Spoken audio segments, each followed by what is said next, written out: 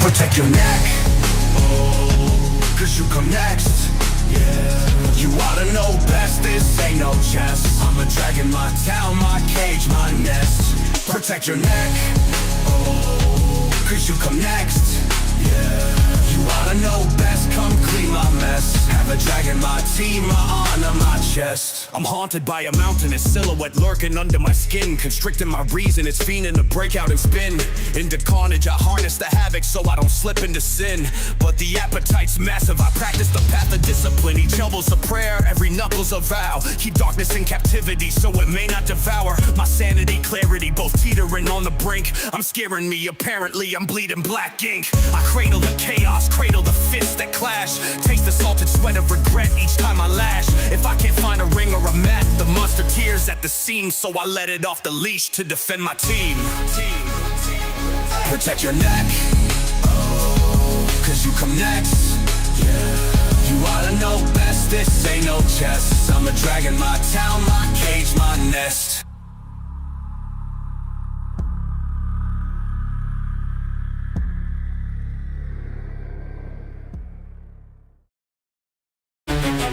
From Los Angeles to Miami, New York to Sao Paulo, and London to Dubai, over 400 fighters from living legends to tomorrow's stars have gathered around the world.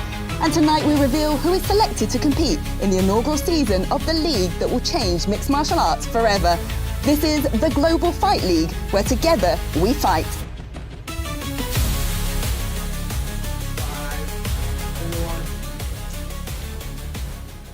Hi, I'm Caroline Pierce and welcome to the inaugural Global Fight League GFL Draft 2025. 6 global teams of 20 will lead to 1 GFL champion. Walking weight classes allow for action-promised matchups, healthy fighters, and an innovative point system will determine who moves to the semi-finals and finals. We've got names like Gegard Mousasi, Tyron Woodley, Paige Van Zandt, and Aspen Ladd. The Global Fight League will kick off in April 2025, but tonight we reveal the 120 fighters of the GFL. To break down what the GFL means for the sport and provide play-by-play of the selection process, it is the one and only Mike Goldberg. Caroline, thank you very much. My partners are powerful. This is where I am right now as we enter tonight's GFL draft. A couple of decades ago, I went on a very global ride with my powerful partner, Joe Rogan. Well, now MMA is global, and we're going to change the landscape of it being global. So I cannot wait to get started. My powerful partners, Robin Black, Big Brown, the man who created the Superman punch, allegedly. Robin, the Zen way that you do it. Visualize the GFL for everyone. So martial arts is a living organism. It's liquid and it's ever-changing, right? And so should the leagues and the sports and the environment and the way we present these martial artists. It should be changing as well. And with GFL, it is. It certainly is, and the thing, Brendan, I know that has you excited is as we grow, we're going to see some of the greats and we're going to see some of the great up-and-comers. Yeah, I think what's so great about the GFL is you have your huge names, you got your big stars that everybody knows, but then you also, what I'm excited about, you got the young, promising prospects where you've seen them in other leagues and they had some bumps and bruises, maybe some losses, and they didn't live up to the hype. Well, now they get to kind of restart, and they're at the GFL, and I think those young prospects like a Sage Northcutt, Kevin Lee comes to mind, guys of those caliber can now, live up to their potential. No question about it. All right, Caroline touched upon it, but let's break down our general managers, our coaches, and the draft process tonight with these 6 teams, 20 rounds. And I mean, this is a who's who right here. Former UFC heavyweight world champion Cain Velasquez with his longtime coach Javier Mendez, Thiago Alves, and Conan, I mean, he's a legend. Silveira, Vanderlei, and the professor, Lyoto Machida, Andre Pederneiras. I'm so old I called Andre's fights before the Novo União team days. And then London with Luke Barnett, Carl Price, and hey, if you're gonna have a guy from New York, it's gotta be from Strong Island, and it's got to be Ray Ray. All right, let's talk about how the draft will work tonight. The process that you will see. 6 teams, 20 fighters per team. 7 weight classes for the men, 3 weight classes for the women, and there's that snake format. So you go first, then you get the double pick, you work your way back up. That's how a snake travels. So that is why it is the snake process. I like it. Look, best of the best leading these teams. You couldn't get better general managers and coaches, and we're going to hear from them all through the night as well as the fighters. But let's just set up a few kind of what-if scenarios, Mike. You know, what are we expecting here? My what if is, what if I went to sleep one night and had great dreams and memories of those wonderful years with the Ultimate Fighting Championship. And I thought about, you know what, Joe and I never got out of the trees because we were just so busy. Well, now I get to get out of the trees, still be in there a little bit, but see the whole forest and live this dream again with people who I dearly love, people I can't wait to work with on a daily basis, and I'm excited. So turn back the clock for me. Let's do it once again.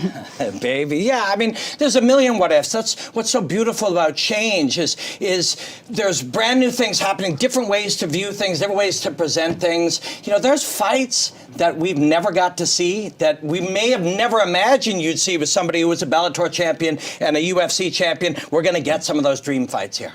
Yeah, you're going to get some of those dream fights, but I also think you're going to see guys that, again, maybe they fought in the UFC and now they're coming over here and they didn't break into the top 10, the top 5, and there was a lot of hype on them, and now we're looking for those guys to get those big matchups. And you look at the roster, there's huge names. Yeah. There's big names, so there's no cakewalks here. You know, there's just not. You're getting a tough fight out the gate. No reason not to go to Mount Rushmore as many times as possible. That's pretty much what we're going to do with a lot of the picks here tonight, Caroline. Yeah, we will indeed. But let's bring in our reporter, Alex Wendling. She's here with our commissioner, Darren Owen. Let's hear from them. Thank you so much, Caroline, and welcome, Darren Owen. How you feeling? Phenomenal. Thank you. Well, it's such an honor to be here with you for the GFL draft. It's a long time coming. You are a fight fan, first and foremost. You had UFC 1 on a VHS tape before starting your own martial arts journey, had a spinal injury that pushed you more into the promoter route, and then you started when you were 26 years old, so you've been doing this for some time, and now you are seeing the vision being brought to life. So just put into words the excitement of the inaugural GFL draft today. Yeah, thanks, Alex. To see this come to life is absolutely amazing. You know, the fighters that have come to the table has been, you know, truly inspiring, and, you know, just that old saying, if you build it, they will come, and that's exactly what's happened. And the GFL is looking to really build on the global fan bases. So can you tell me about the inspiration for the 6 cities that we are going to be seeing in the 2025 GFL season? Yeah, so we obviously wanted to leverage major global markets, but also kind of hotbeds for the sport of MMA. And I definitely think that we've, you know, established that. We wanted to launch a truly global league, and the fact that we're in 4 continents to begin with is definitely a great step in the right direction. And an official draft is a little bit different for the MMA combat scene. So for anyone out there that's curious about the financial salary cap, could you kind of break it down for them? Yeah, so a couple things. So each fighter has a revenue share percentage. So each team is capped based on those amounts of rev share points for each fighter, so that our model actually works. And that's the structure of the GFL. We're sharing 50% of the revenue with the athletes. And that's first and foremost, that's our commitment, is to elevate these athletes to, you know, to the same levels as other professional athletes in the world. Well, it's definitely a very exciting setup that we have. Thank you so much, Darren. It is going to be an amazing night. And Caroline and Goldie are going to get our draft underway, so stay tuned. GFL is a global battle of 6 teams from 4 countries on 4 continents. London, Dubai, Sao Paulo, Miami, Los Angeles, and New York all compete in a 6-month tournament. Each city will put its pride on the line as it hosts fights during the regular season. Teams will score points, allowing them to move on to the semifinals and final, where one team will be crowned GFL champion. Every fight has a maximum of 4 points available. Finish wins are 4 points, with 3 points given to decision wins. Draws gain competitors 2 points. Decision losses receive 1 point. Finish losses equal no points. Every fight counts if a team wants to be called champion. New York, Sao Paulo, Miami, Dubai, London, LA. Protect your neck, cause you come next. Yeah. You oughta know best, this ain't no chess. I'm a dragon, my town, my cage, my nest. Protect your neck, oh, cause you come next. Yeah, you oughta know best, come clean my mess. Have a dragon, my team, my honor, my chest. I'm haunted by a mountainous silhouette lurking under my skin, constricting my reason, it's fiending to break out and spin. Into carnage, I harness the havoc so I don't slip into sin. But the appetite's massive, I practice the path of discipline. Each elbow's a prayer, every knuckle's a vow. Keep darkness in captivity so it may not devour my sanity, clarity, both teetering on the brink. I'm scaring me, apparently I'm bleeding black ink. I cradle the chaos, cradle the fists that clash. Taste the salted sweat of regret each time I lash. If I can't find a ring or a mat, the monster tears at the seam, so I let it off the leash to defend my team. Protect your neck, oh, cause you come next. Yeah, you oughta know best, this ain't no chess. I'm a dragon, my town, my cage, my nest.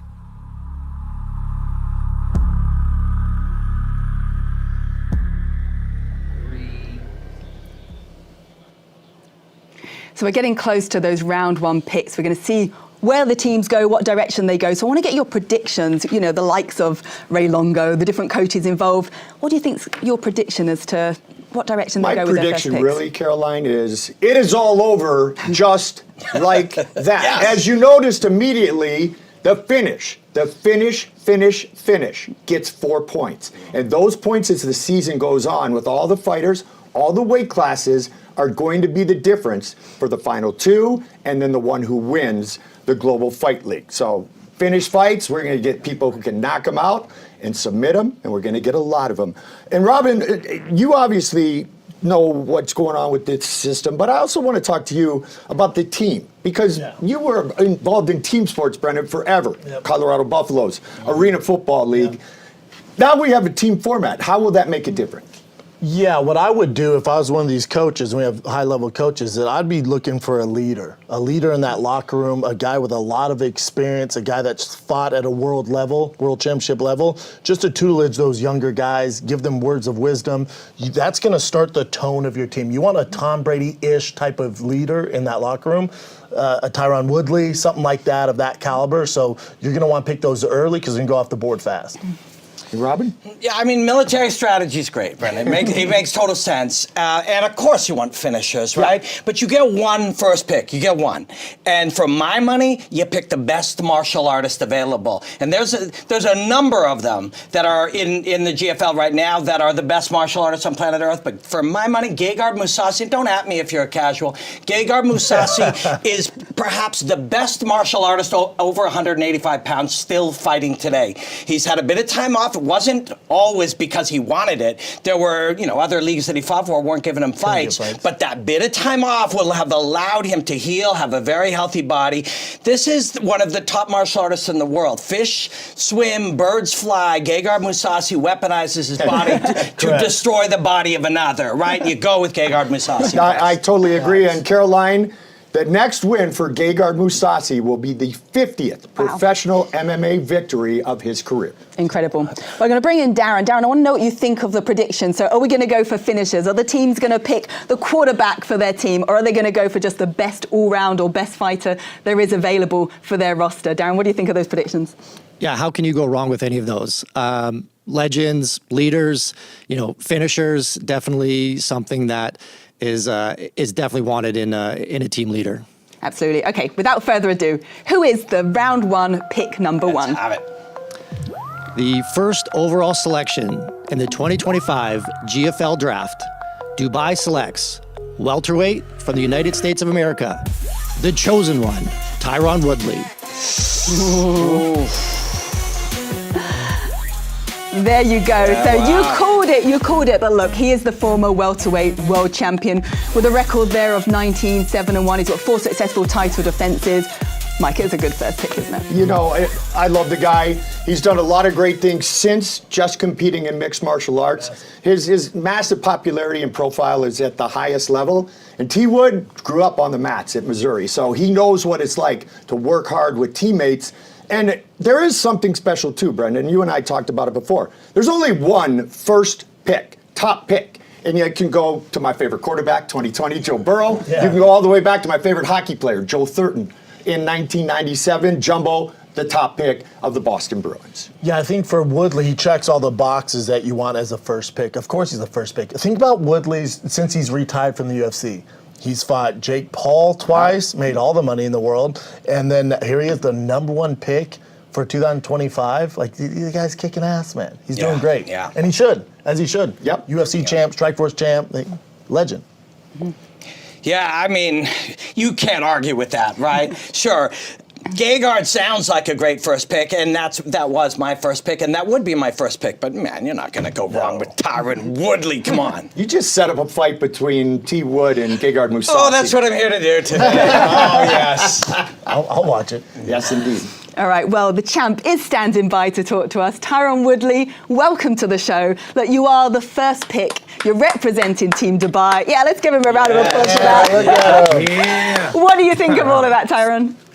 Man, first off, the trailer was crazy, man. You guys went all out. I'm excited, man. It's time to come back home. You know, I kind of ghosted MMA for a little bit. I kind of put it on pause. And MMA, for me, it always came through for me when I needed it. I always had the discipline in the training camps. It was always lessons that I have. So I'm extremely excited to get back to mixed martial arts. It's my roots. I'm ready to start slamming people again, dropping elbows on them again. Boxing is fun. I'm not saying I would never box again, but at the end of the day, all the techniques and things that I learned from boxing is just going to make me a sharper mixed martial artist. So I trimmed down. I was walking around with a little fat on my stomach. I knocked off 25 pounds. I've been in the gym training, and I'm excited, man. I'm excited to fight. I cannot wait. T. Wood, you've always stayed busy. You've always stayed hungry. Now you just told us you are back in prime shape. When the GFL called, how quickly did you answer that call and say, absolutely, yes, I'm in? You know, I was praying about the situation about me in mixed martial arts anyway. I was like, you know, is this a situation where I need to get back in there? Do I need to walk away from the sport? You know what I mean? Is the fire and desire to go out there and get after it, right? And I went to the gym and I went to go and spar, just no training camp. I went to go spar to see if I still had it, if I still was sharp, and my mind was still operating the same way it did. And that same day I came back and I got a call, and it was a call about the GFL wanting me to fight. And I was like, answer prayer is answer prayer. And I didn't really hesitate. Darren, to tell you, it didn't take me very long. And, you know, I jumped on the opportunity, and now I'm excited to get out there. So many guys to fight. It's a lot of matchups I never got an opportunity to fight in the UFC that I'll get a chance to do here. And I'm excited about it. Tyron, yeah, I mean, makes total sense. You're the first pick ever. That'll be history forever.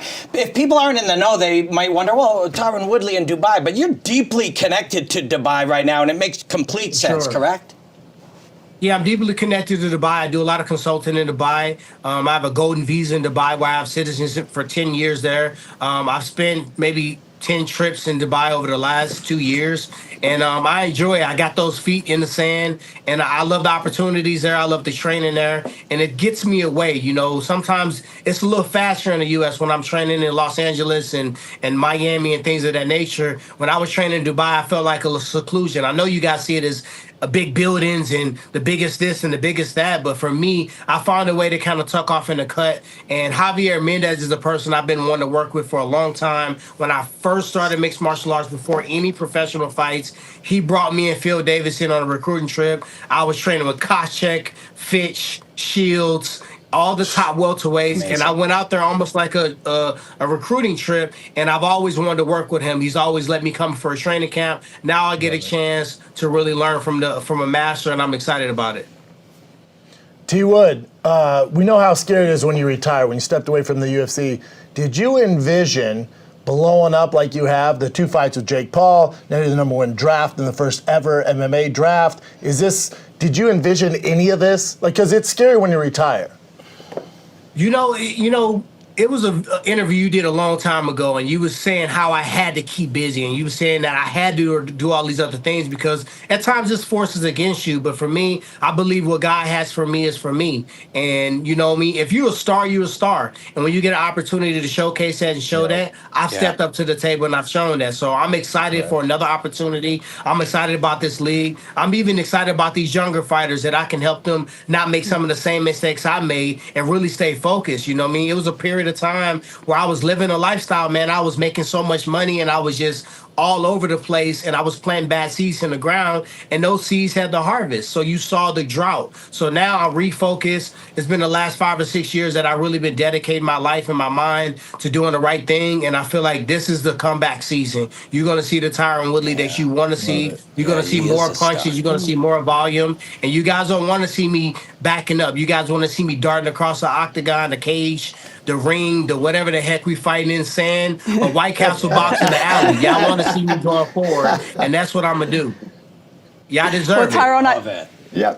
you do indeed, Tyrone. And look, I don't know if we're being sand even in Dubai, but we can't wait to see you back in the cage. Love that you manifested this. Good luck with all your training and preparations, and we'll see you in the GFL. I appreciate you guys. Thank you.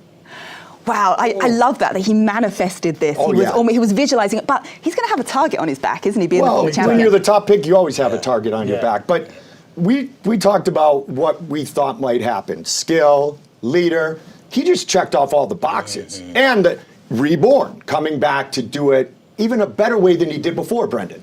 Yeah, it'd be tough to do better than what he did before, but I think maybe better in training, as he alluded to. Better in training, maybe fighting a different way, more calculated, using his strengths, and also he's a #1 pick for a reason. Like I said, you want that Tom Brady leader in your locker room. Woodley's that guy in every facet. And then also remember, he grew up a wrestler. Yep. There's no better teammate than a wrestler. Anyone that's been in that gym, you want a wrestler around you. He was a team captain, and he's a stud, man. Yeah, and a great performance artist, and that's what fighting is. You're performing under pressure while somebody's trying to smash your face in. A great artist comes into their own in later chapters of their life, and life experience helps that. All the different businesses, traveling to different areas, this is all making him a better fighter, and he's a smarter fighter, and you forget sometimes until you hear that guy talk. He is a freaking star. You also forget how good he is. Yes. And how excited he is, Carol. I mean, that was pure enthusiasm, like all of us have. Yeah, and we're hyped for it now as well. Yes. If we weren't already. That is our pick #1. Okay, we're going to move along now. Pick #2. It's Los Angeles. Team Los Angeles pick. Darren, who is it?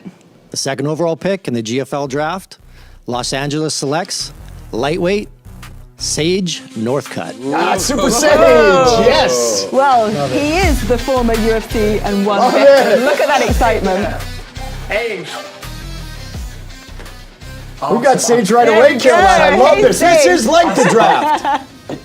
Sage, look, it looks like you're pumped. I can see the excitement. But look, you fought in the UFC, you fought in ONE, you're getting ready to fight in the GFL. Are there some potential matchups or fights that, maybe rematches or new fights that you're excited about? Yeah, absolutely. I'm sitting here watching the draft right now, and I don't even know who's all in the lightweight division yet. So I'm going to be watching this whole draft for 2025, seeing who's going to be on the roster, and man, it's going to be a lot of fun. I'm really excited. I thought he would have taken a sneak peek at Instagram to see who had been announced. Right? Well, it's signed. Exactly. And you know what, Sage? You've really aged, because I called your first ever fight. Wait a second, you were 19, and now you're 28 years old. So you haven't really aged. But I think this is fair to say that your path has always not been the most natural path, and it's had some potholes. You have the mental fortitude to avoid those and to work through them, and now you're really going to get a chance at a second life, in my opinion. Absolutely. I agree. I've been training so hard over the past bunch of years. I've got so much skill. I've matured more, and now getting a chance to show it and getting to fight on a team too. I think that's going to be a lot of fun. I think it's going to be fun to see how the fans like that. And Team Los Angeles, I'm sitting here in LA right now, actually. So this is great. Yeah, Sage, it would have been absurd if you were signed by anybody other than Los Angeles. Just look at this kid, Sean. Look what he looks like. He looks literally like Ken.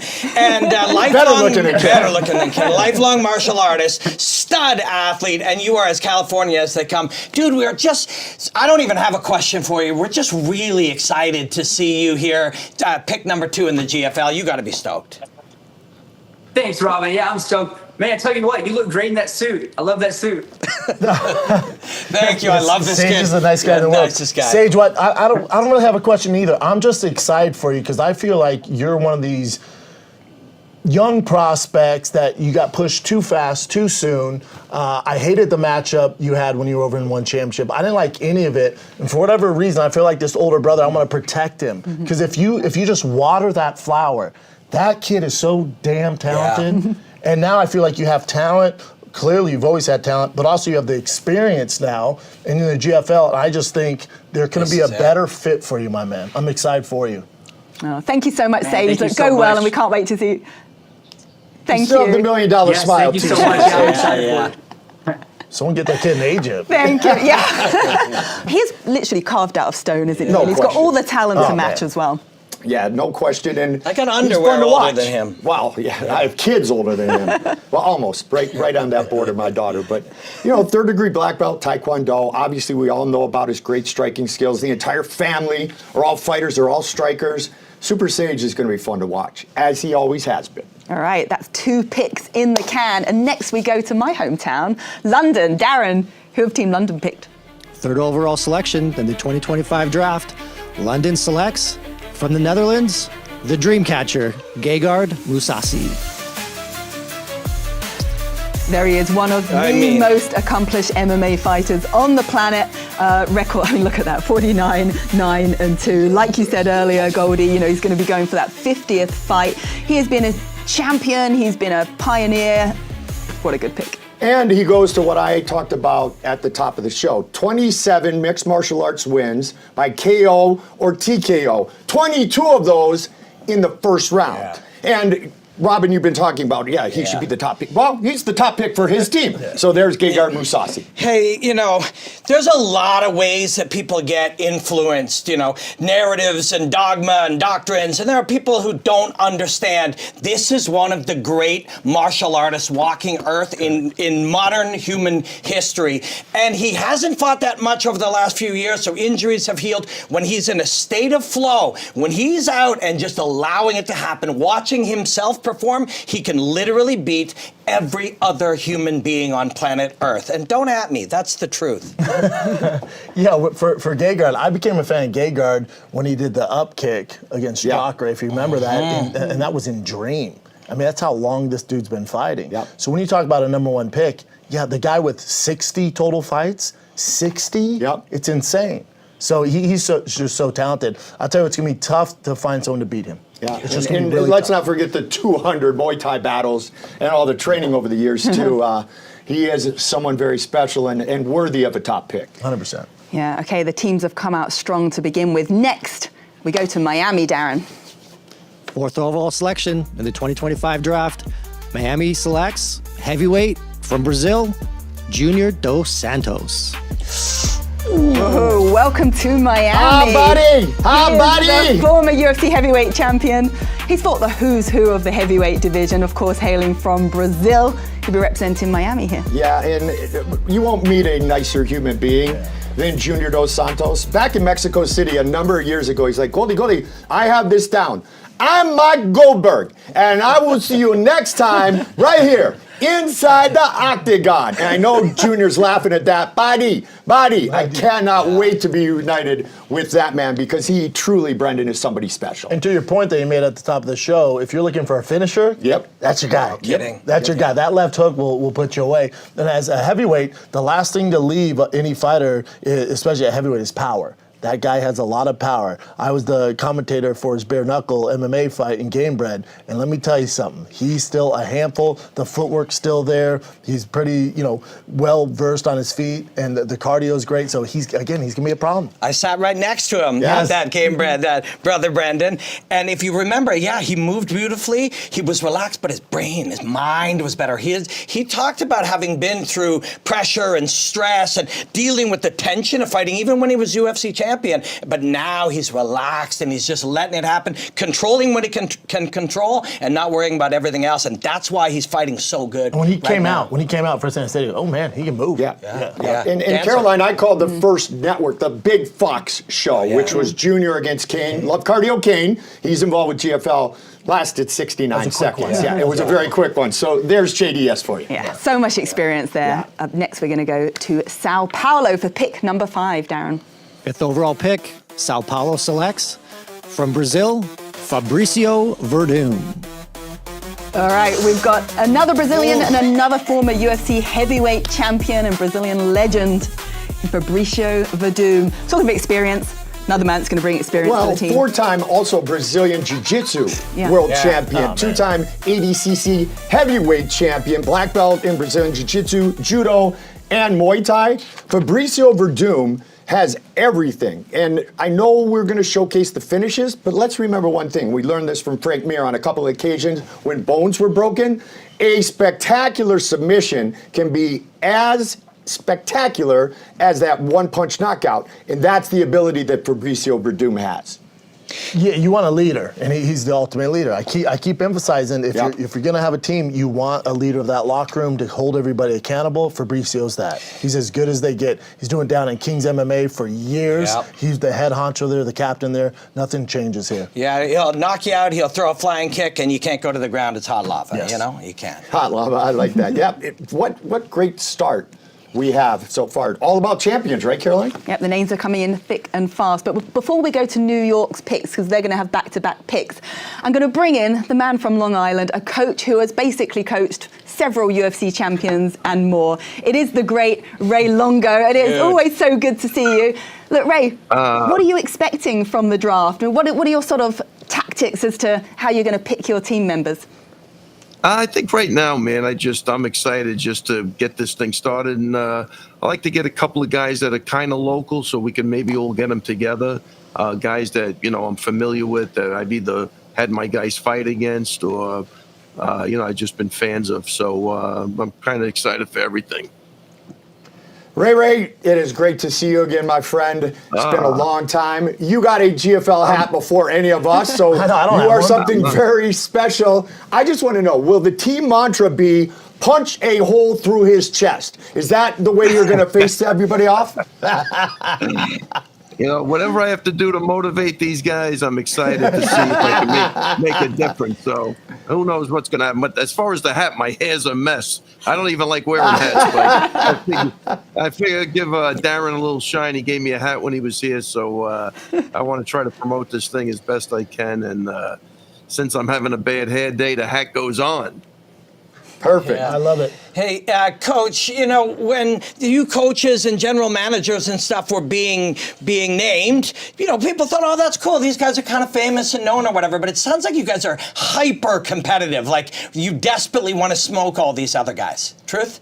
Oh, without a doubt. I've always been a sore loser my whole life. I try to handle it good, but I don't think anybody likes losing. So, I ran into Javier in Los Angeles last week, and we had a lot of laughs about, what we're going to do to each other, our teams and stuff. So I think it's a fun concept. I'm kind of excited for it. Nice. Yeah, you sound excited, Coach. I was just thinking, you've been involved with every organization as far as coaching. Some of the greatest fighters ever do it. GFL has to make you pretty excited when you see the benefits, the fighter pay, the give back, all that stuff. You have to be pretty excited when you see what the GFL's doing. 100%. And even when I talk to Darren, his heart's in the right spot. I mean, he's a guy that, look, he wants to get this thing started right. You heard the way he spoke about all the, the cooperation with the profits and that stuff. Yep. So, that's all I care about is if a guy's looking to do good, I'm going to back him. And it sounds like a good thing for some of these guys that might have got shortchanged in the past. Agree. Ray, we're going to keep you around. We're going to visit with you again in a few minutes because back-to-back picks for Team New York right now, Caroline. So stay with us, Coach. Yeah, stay with us indeed. Look, we are live, so keep those comments coming in online. We'll love seeing them. And back-to-back picks, we're going to go to Darren. What is the first pick for New York? New York selects lightweight from the United States of America, the Motown phenom, Kevin Lee. There he is, the former UFC interim lightweight challenger. Probably one of the best fighters not to win a title, would you say, Mike? Absolutely, and always entertaining. Yeah. Always has that union, hardworking Detroit attitude to him, and he's a machine. He's a machine, and he's trained with everybody. I mean, back in the day, it was Dewey Cooper and all the guys at Extreme Couture, and then TriStar, notable wins, Edson Barboza, Diego Sanchez, the Nightmare. It was the Motown phenom who was the nightmare that night for Diego Sanchez. Yeah, now put him in with Coach Ray. That's going to be sick. But you're absolutely right. He's a high-end, high-caliber fighter. He's a high-skill guy, but he'll put on his hard hat and his work boots and grab the lunch bucket and show up at the work site. Still only 32 years old. Come on, Yeah, I was gonna say, he has a lot more work to do. Like, I like the Kevin Lee fight because there's a lot of promise there. And if gun to the head and I have to bet on somebody when he first coming out into the UFC, that's your next champion. Mm-hmm. And injuries happen, stuff happens. He's healthy now. You know how it goes. Healthy now with the GFL. So he would be my dark horse to win this thing. Second chances in life do not always come. For this man right here, the Motown phenom, Kevin Lee, this is his second chance. I think he's going to take full advantage of it. All right, and that completes our round number one pick. So with that, I'm going to send it back to Alex for a bit of a recap. Yes, we are isolated here in the social corner, and MMAX is going crazy. People on Instagram leaving comments as well. To kick things off before the broadcast started, Ariel Helwani asked, the GFL starts in 1 minute. Who's locked in? Anyone have a draft watch party going on? And someone that has a draft watch party going on is none other than the most famous dog on MMAX. It is Gokhan, owner of McMalley, a, internet sensation. So they are all watching, tuning in here. And then, of course, Ariel Helwani also had to give credit to this rap song being incredible. So whoever edited that together and has the music choice, top notch. We also are making this a spectacle. We had Bohashinya Depot in the comments saying, I'm more excited for the MMA GFL draft than I am for most fight nights. So that is quite the compliment, especially because we have a stacked roster that we are getting ready to show. And obviously the first overall draft pick with Tyron Woodley bringing that explosive power and that celebrity crossover boxing crossover is super brilliant, and Javier Mendez and Cain Velasquez really executed on that first round pick. But we had some speculation from fans as well. Austin Anderson saying, hey Alex, who do you think will be the number one overall pick? I'm going with either Kevin Lee or Gegard Mousasi, maybe a PVZ if the number one team picking prefers good marketing. So there was a lot of speculation, but he wasn't too far off. We did see Gegard and Kevin Lee get picked up as well. And before we head off, we have to give a shout out to Gokhan again, because he was wearing a Los Angeles Chargers jersey, and they're watching it from home right now. They're such big fans supporting Sage Northcutt back there. And our final comment is from Based Gotti. She said, Robin is spitting facts about Gegard incoming that 50th win, and she wants to see Gegard versus Luke Rockhold in a trilogy. So there's plenty of options, a lot of talk going around, and we cannot wait to keep the comments coming. So make sure you join us online. You can @ me at Alex Wendling X, at MMA GFL as well for more action. So we're gonna keep the action going because there is much more to come with this draft. The Global Fight League is not just stepping into the future of mixed martial arts, it's shaping it. And it starts with their commitment to fighters both physically and financially. For the first time in the history of combat sports, GFL athletes are true equitable partners with 50% of all net revenue going to all fighters. Plus, the GFL will contribute to a retirement and insurance fund. In an effort to keep fighters safe and competing at their highest potential, the need for unhealthy weight cuts have been eliminated. Though the names might look familiar, the weights are very different. It's the mission of the Global Fight League to bring fans the most exciting events possible, and that starts with putting fighters first. New York, Sao Paulo, Miami, Dubai, London, LA. Protect your neck, cause you come next. You oughta know best, this ain't no chess. I'm a dragon, my town, my cage, my nest. Protect your neck, cause you come next. You oughta know best, come clean my mess. Have a dragon, my team, my honor, my chest. I'm haunted by a mountainous silhouette lurking under my skin, constricting my reason, it's fiending to break out and spin. Into carnage, I harness the havoc so I don't slip into sin. But the appetite's massive, I practice the path of discipline. Each elbow's a prayer, every knuckle's a vow. Keep darkness in captivity so it may not devour my sanity, clarity, both teetering on the brink. I'm scaring me, apparently I'm bleeding black ink. I cradle the chaos, cradle the fists that clash. Taste the salted sweat of regret each time I lash. If I can't find a ring or a mat, the monster tears at the seams, so I let it off the leash to defend my team. Protect your neck, cause you come next. You oughta know best, this ain't no chess. I'm a dragon, my town, my cage, my nest. 6, 5, 4. Welcome back to the live GFL draft, and those round one picks are in, and based on what you saw, what does round two have in store, do you think? Well, first of all, I want to talk about the music just for a quick second. I love me some Stem and Face the Pain, Face the Pain. But I'm starting to dance to our song already. So here's my prediction for round two. You still want to get some of that experience, but when will coaches and general managers start to pick out those rapidly rising stars, the ones who will be tutored by men and women that we will talk about throughout the night? So let's see when that transition kind of starts to happen, Brendan.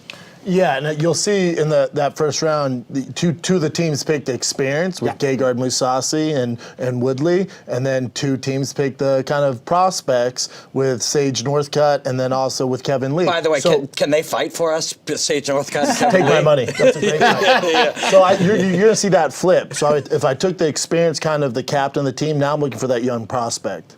Robin, quick, you keep saying take my money. You must have a lot of money now. I'll take your money. I'll take your money. All right. Robin, you're doing all right. I'm doing all right. For me, it's time to choose the best woman fighter available. And is that Holly Holm? I mean, Holly Holm is a genius. Holly Holm knocks people out with head kicks. It's time to take the best woman possibly available. Whether you, like somebody on X said, you go Paige Van Zandt, who is often underappreciated for how talented of a fighter she is because she has so many other valuable assets. She's going to bring notoriety to aesthetically your team, pleasing, all these other things. But I think you pick Holly and you take Holly right now. I like it. We'll find out. All right, we will indeed. So we're going to go to round two. Pick number 7. It is, of course, New York again. Darren, who did they pick? New York selects from New York, middleweight, the All-American Chris Weidman. Shocking! Oh, shocking! The former UFC middleweight champion, 2 title defenses. Of course, a long-time member of the Sarah Longo team. And of course, Ray Longo was going to pick Chris Weidman. We're going to hear from him in just a moment. Record of 16-8. There's going to be some exciting matches, rematches for Chris Weidman in this league. But initial thought? Well, he started the same way that Tyron Woodley is. And that is a D1 collegiate wrestler on Strong Island going to Hofstra.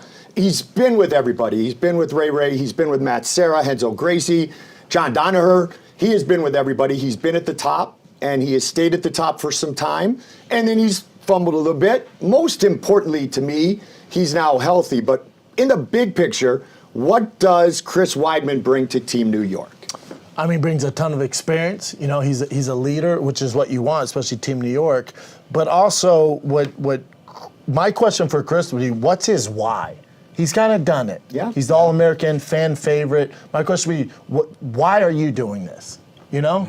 Because he's done it all. He's checked all the boxes. So my question with Chris is, like, what is the goal here? Just to dominate, which that never leaves a guy like Chris. That's why he's world champion. So what's his why? Yeah. That's more important to me than him getting drafted. And that's a great question. There's always questions. People want to know, you broke your leg in half. How you doing? You know who will know that best? The only person who will know it as well as Chris, and maybe better, is Ray Longo, right? If he was drafted by somebody else who didn't know him so well, you would understand, hey, there's some questions, they're taking a risk on or whatever. Ray knows exactly what he's getting. He knows where Chris is at mentally, he knows his why intimately, and he knows the shape that he's in, and that's why seeing Ray draft him early says to me that Chris Weidman's at his game, on top of his game. I almost feel like we should get Ray back on the show. Ray, where's Ray? Where's Ray? Let's bring him back. Ray, you said it in the first interview. You talked about it, Coach. Look at the smile on your face. You got your guy. Come on, the band's back together. Yeah. What do you expect me to do? I got to go with the All-American. I mean, and listen, to everybody's point, I'm more with Brendan Schaub. This is a guy that's a leader. I think he's going to be great in the locker room. Everybody looks up to him. When we would jive him in, the kids still today tell me they never seen anybody work out like him. He commands the room when he walks in. He's got that type of presence. I look forward to being the captain of the team that he's going to be on and what he's going to give to everybody else in that locker room. So, Brendan, I think your point is well taken. That's the way I was looking at it. And besides being one of my closest friends, we started this thing together. Well, me and Sarah started this thing, but Weidman was a big influence on where I've gotten to in my career. So I like to see like to see what we could do in this environment. And Coach, he did break his leg in half, and Yes. he has healed that and now is back from that. So intimately if he has any hesitation, how he is with his drive and commitment when he throws a kick, when he checks a kick, when he shoots a double. Where is he at mentally with the healing of the injury? No, he's back with the healing of the injury. You see him, he throws the kick. It actually, every time he throws that kick, it makes me nervous as shit, to be honest with you. But, he's a guy that I think the injury, he wants to prove to his kids that, don't let anything stop you in life. And something as horrendous as this was and as gruesome, for him to come back is a big thing. And he looks like he's ready to go. Yeah. And Coach, you talk about Chris's training. Chris is a guy, when I was in the UFC, when I was coming up, we heard legendary stories about Weidman's training. I mean, he was a mythical creature. And to scare guys like us, like me, down in SoCal and in Denver, and we're all professional athletes, and then when we would hear these crazy stories about Chris, Coach, is he still at that level? You're seeing him every day, day in, day out. Is he still operating at that high level that we were all terrified of trying to compete with? I mean, look, the level you're talking about, it's true. Those weren't just stories. I don't know if he's at that level because that level was insane, but he's still at a really good level. And I think Anthony Smith said something a couple of months ago or maybe a year ago that when he went to train with Chris, after he got done, he said, how the fuck are you even losing fights? Like, I don't get it. He said, the guy is absolutely brutal. He is that guy. He wants to... I'm sure he's beating his kids at checkers. He's not letting them win anything. I mean, he's just a competitive guy. Yeah, I love him. Yeah. Ray, so great to be reunited with you like Peaches and Herb. And I mean, to have his 100%. Guy there who went on the journey. Yeah, I cannot wait, my friend. Thank you for your time. Thanks, Coach. Thanks, Ray. And I just think the mental fortitude to come back after an injury like that is just incredible for Chris Weidman. So looking forward to seeing him back in the mix and back in the cage. But we're going to go now to our round 2, pick 8, Sao Paulo. 8th overall pick, Sao Paulo selects middleweight from Brazil, the phenom, Douglas Lima. Oh, how good is that? 3-time Bellator welterweight champion, a real knockout machine, record there of 33-12. Speaking of leg kicks. Yeah, speaking the guy Chris Weidman wants to avoid. Yeah. Everybody wants to avoid those kicks. Yeah, you don't want to eat that kick.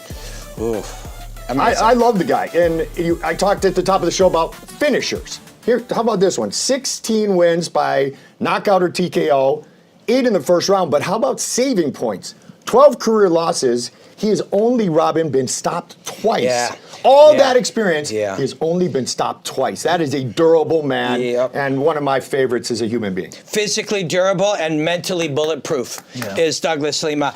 And he's sophisticated and subtle too. Like, you think it's all brute force, crazy power in his kicks. It's not just that. It's the when he throws it, the why he throws it. He's got a million different ways to interrupt your movement, hit you on the exhale, hit you when you're off balance ever so slightly. And yeah, a great champion in Bellator. May they rest in peace.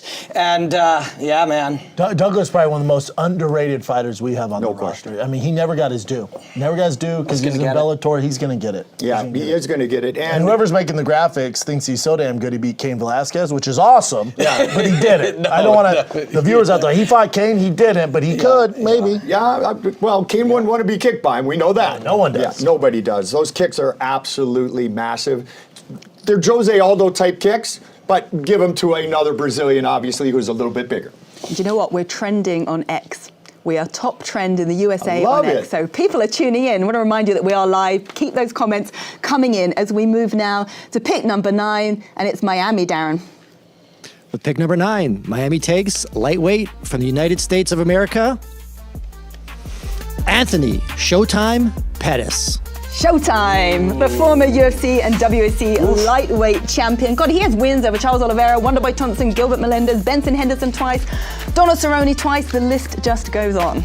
It really does. And Anthony Pettis is to the city of Milwaukee. Yeah.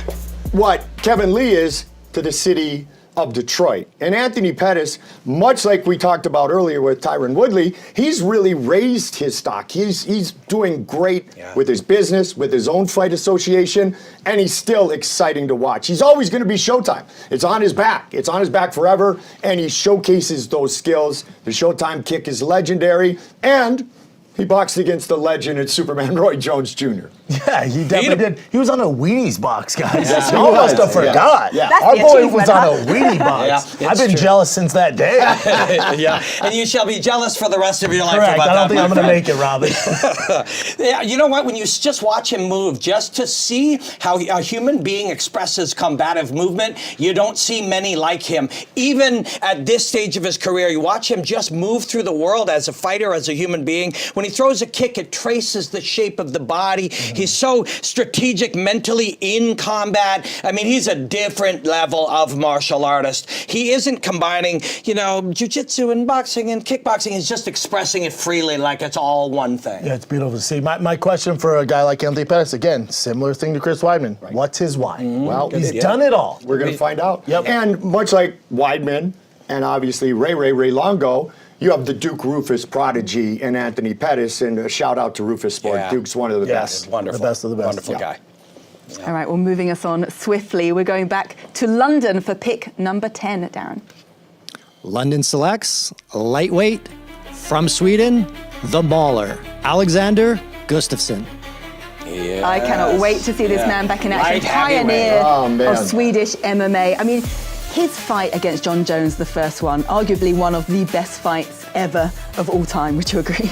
So, One of. I've been told many times, and I probably will start being told many times again on social media, Cody, you know nothing about this sport. I'm like, why are you speaking? Why are you back? Like, okay, bring it. I'm not going to respond this time. I'm older. I'm wiser. But he fought in Stockholm, and I made the comment, now here's a guy who can challenge John Jones. And the world went crazy. What is that? Wait, how about this? He's 6'5". John Jones is 6'4". What happened in that fight? It was one of the best in MMA history, Brendan. And the Mauler mauls people. Yeah, and I fought on that card, and I thought I stole You got a the bonus, show. right? I Yeah. got the bonus. Choking out Matt Mitrione. Shout out to Matt Mitrione. Still love you, buddy. But Alexander Gustafsson, I trained with him for that fight. I've trained with everybody. You name it, your boys trained with him. He's the best I've ever seen. Wow. And if there was just if he was born 10 years later, he's your greatest of all time. He's that damn good. The best fighters have the blend between their athletic platform and their skills, the expression of their skills.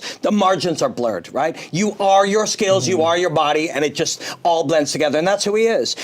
His entire game is built around his frame, and his frame is perfect for his game. And really tough to fight. Makes total sense in Europe, of course. That's high praise, Brendan, because you have trained with everybody, and he's a UFC Hall of Famer, so let's see some more mauling. Yep. Can't wait. All right, to talk about the Los Angeles pick number 11, we have the GFL advisor, Jeffrey Pollock, standing by. Who is pick 11, Jeffrey? With the 11th pick in the GFL 2025 draft, Los Angeles selects Aspen Ladd. So there's our first female fighter. First female Go, fighter. Robin. There you go, buddy. Yeah, she's former UFC, Bellator, and PFL, so she brings experience from several promotions into the GFL. She's one of the most decorated female fighters in history. Former champion, very complete fighter. Potential rematch with Julia Budd, the Canadian. Oh, yeah. Absolutely love that. But you want to have strong females on your team as well, because the point system, top to bottom, is the same. And so Aspen Ladd being selected as the first female in this year's draft, Robin, no surprise to any of us. Yeah, I mean, there's definitely people right now who were thinking it would be Holly Holm first. And Sure. there's the odd person thinking it would be Paige Van Zandt first. But this makes a lot of sense when it's just the purity of skill, the level of athleticism. You know, Professor Cordero knows exactly what he's doing. And it's a brilliant first pick. And forever, for the rest of time, she'll be the first woman ever drafted in the GFL. And Cordero's, he's being smart about it. He's being very strategic because he got a finisher with his first pick with Verdum, and now you're getting more, of a person who's going to get you points on your team, but not as much as a finisher. Yeah, win fights. Yes. Yeah. Win fights Just and win. keep on fighting. Yep, just and win. Aspen Ladd, and she is the top female pick of the new Global Fight League, Caroline. And what a great pair as well. The axe murderer, Vanderlei Silva, is of course the general manager. Am I doing it right? I'm just going to do this. You're doing it right-ish. Like this? Yeah, there you go. Make sure Before you it gotta looked like have she was the, doing gotta have the motion, fingers, right? right? Yeah. You're like this. Okay. It's so Well, scary. He's going So to be scary talking to when he us does in that. just a moment, but what a leader for that team. You know, in Vanderlei and the professor being together, I mean, take us back to the streets of Curitiba. Take us back to the very start. Because in Curitiba, the Gracies are the Gracies, they're the greatest on the ground. But Curitiba was all about strikers. And Vanderlei, one of the originals with the professor, Rafael Cordero, Vanderlei, Anderson, I mean, Chris Cyborg, go down the list. It is not surprising at all that Vanderlei is teamed up with his mentor. It's scary. It's scary. I mean, Like Vanderlei Yeah, is. like scares me. Yeah, he scares me. They call him the axe murderer. The axe murderer. The axe murderer. And he's a guy where if that's your coach, you're not making a lot of mistakes in practice, man. There's footage of him recently training with a kid who disrespected him with a crescent kick to the face, and Vanderlei beat the crap out of him. Yeah. And that's a different kind of leadership, but that's that tough hand leadership. And Professor Cordero's cerebral. Vanderlei's also the sweetest, kindest, gentlest axe murderer that the planet has ever produced. That's a real contradiction. Yeah, in he is. terms. I know. I like to do that. But the two of them together, this is shaping team. up so cool, It's a great man. team. We've got the two of them together. They are standing by. Let's bring them in. Vanderlei Silva, Rafael Cordero, great to see you both. First of all, what kind of pairing are you going to be? Like, what sort of leadership and coaching do the two of you bring together to your team? First of all, it's a pleasure to talk with you guys.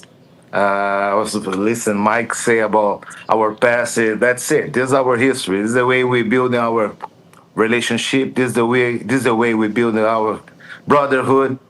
So this is gonna bring to the table. It's a pleasure to work with these amazing fighters, new generation, old generation. And at the end of the day, all those guys have experienced the 5 rounds. So they have experience of championship tournament. And with our experience, we want to bring fire for GFL. And you always have, and you always will. Vanderlei, my man, the axe murderer, it is so great to see you. You're with your son. My first question is, okay, and we'll get to you in a second, Professor, but Vanderlei, if you're the GM and Hoppy is the coach, are you all of a sudden Rafael Cordero's boss? Are you his boss now? Because I want to know. Então, é um imenso prazer poder estar aqui junto com vocês nesse grande evento. It's a great honor to be with you guys. It's an awesome event, great opportunity. Vamos trazer muita experiência e realmente muita bagagem para esse evento. We're going to bring a lot of experience and a lot of weight to our division. E vamos fazer esse evento ser o maior evento do mundo. And let's make this event the biggest event of the world. Love it. Amazing. I love it. Yeah. I love it. You know, and having Vandy as a leader, like you guys said, and Your son looks great, and having him with Professor Cordero, it's a relationship that goes back decades, as I said, and so it's a perfect relationship for training. So I got to ask you, Professor, is he really your boss now, bud? He is my favorite fighter, so he is. Good. See, you're always so perfect. Hey, Coach, is there any chance Can you imagine for me? I'm sorry. No, go I'm ahead. sorry. Go ahead, Coach. Can you imagine in my position, I have a pleasure to train all those guys, and you name it before. And the guys are my best friends. The guys are my idols. And the guys that I have a pleasure to sit next to them. And I saw these guys putting a lot of great show. It's not different now. And we sit by side. And it's going to be great to be with Vanderlei again. Love it. Coach, you're getting pretty chummy with Mike Tyson. We see you all over the place with him. You're coaching Mike Tyson, especially in his last fight. Is there a chance you could bring Mike to kind of help the team out, maybe for a practice? Maybe in the fighter's corner, you have Vanderlei Silva and Mike Tyson. Can we see that? Scariest corner of all time? Can you imagine? Yeah, I can. Everything can happen. Everything can happen. What about the hits? People say that I have more hits than Michael Jackson. That's because you do it, Vanderlei. I'd like to see you and Iron Mike in a little sparring session as well, Vandy. That would be very special. Yeah, it's Vanderlei Silva and his son. That you got. If Mike comes around, you'll spar him immediately, won't you, Vandy? Yeah. Quem sabe dia, né? Para mim seria uma grande honra, realmente, e quem sabe dia isso acontece. It would be a great honor. I mean, who knows? Now, the world today, who knows? It would be a great honor, though. I'll take Vanderlei. I'll take Vanderlei. Absolutely. Thank you so much to everybody. Two of the nicest people in the business. And you said it, which kind of sounds weird, but, you know, Hoppy, you are the man, you are the professor, you are a leader. And for Vanderlei, the nicest axe murderer that you've ever met. So thank you for being a kind axe murderer. See you guys. Thank you. I would love to be in the training room with their team. That's going to be pretty awesome. All right, moving things along. Well, we're all excited as we work through this draft, which of course is live. Just to remind you to keep those comments coming. But we're going back to Darren now to announce the 12th pick for Team Dubai. Dubai selects welterweight Abubakar Nurmagomedov. He is the cousin of the famed Khabib Nurmagomedov, and I think with the last name Nurmagomedov, you got to live up to that name, but also he probably can fight pretty good. Dad's the coach. I mean, Dad's the coach. Khabib is the coach's son. He's proven to be the best of the best. But you know what? All of those guys are very dangerous. They're really kind of taking over the landscape of mixed martial arts. And Rob Kamen all the time, you know, Dutch kickboxer. He used to always say, do it the Dutch way. Well, you know what I'm going to say to you, Brendan? These guys do it the Dagestan way, and it's highly effective. Yeah, they're dominating. They're getting annoying like the Kansas City Chiefs. You know, they dominate. They dominate, and it's tough to say things, you know, are different for the Dagestanis. You know, they just have one way of doing things, and no one's been able to crack that code yet. They really haven't. Between Makhachev, Khabib, you're gonna have your hands full, and you know they're trained by the best. You know, in the UAE, they appreciate grappling. They appreciate jiu-jitsu. They appreciate the physical dominance of wrestling. And then, of course, the coach speaks Russian as well. So there's a real logic to this, right?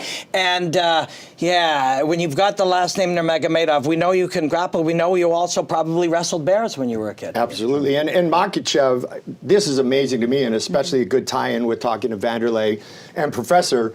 Anderson Silva still has the longest winning streak in UFC history at 16. Makhachev sits at 15. That is dominant. Yes. And we just saw him have another title defense to have the most lightweight title defenses in the UFC. So I'm sure with Khabib probably helping that team as well, they're going to go from strength to strength. But as we round up round number 2, we're going to head over to Alex now. She's with Luke Barnett, the team manager from London.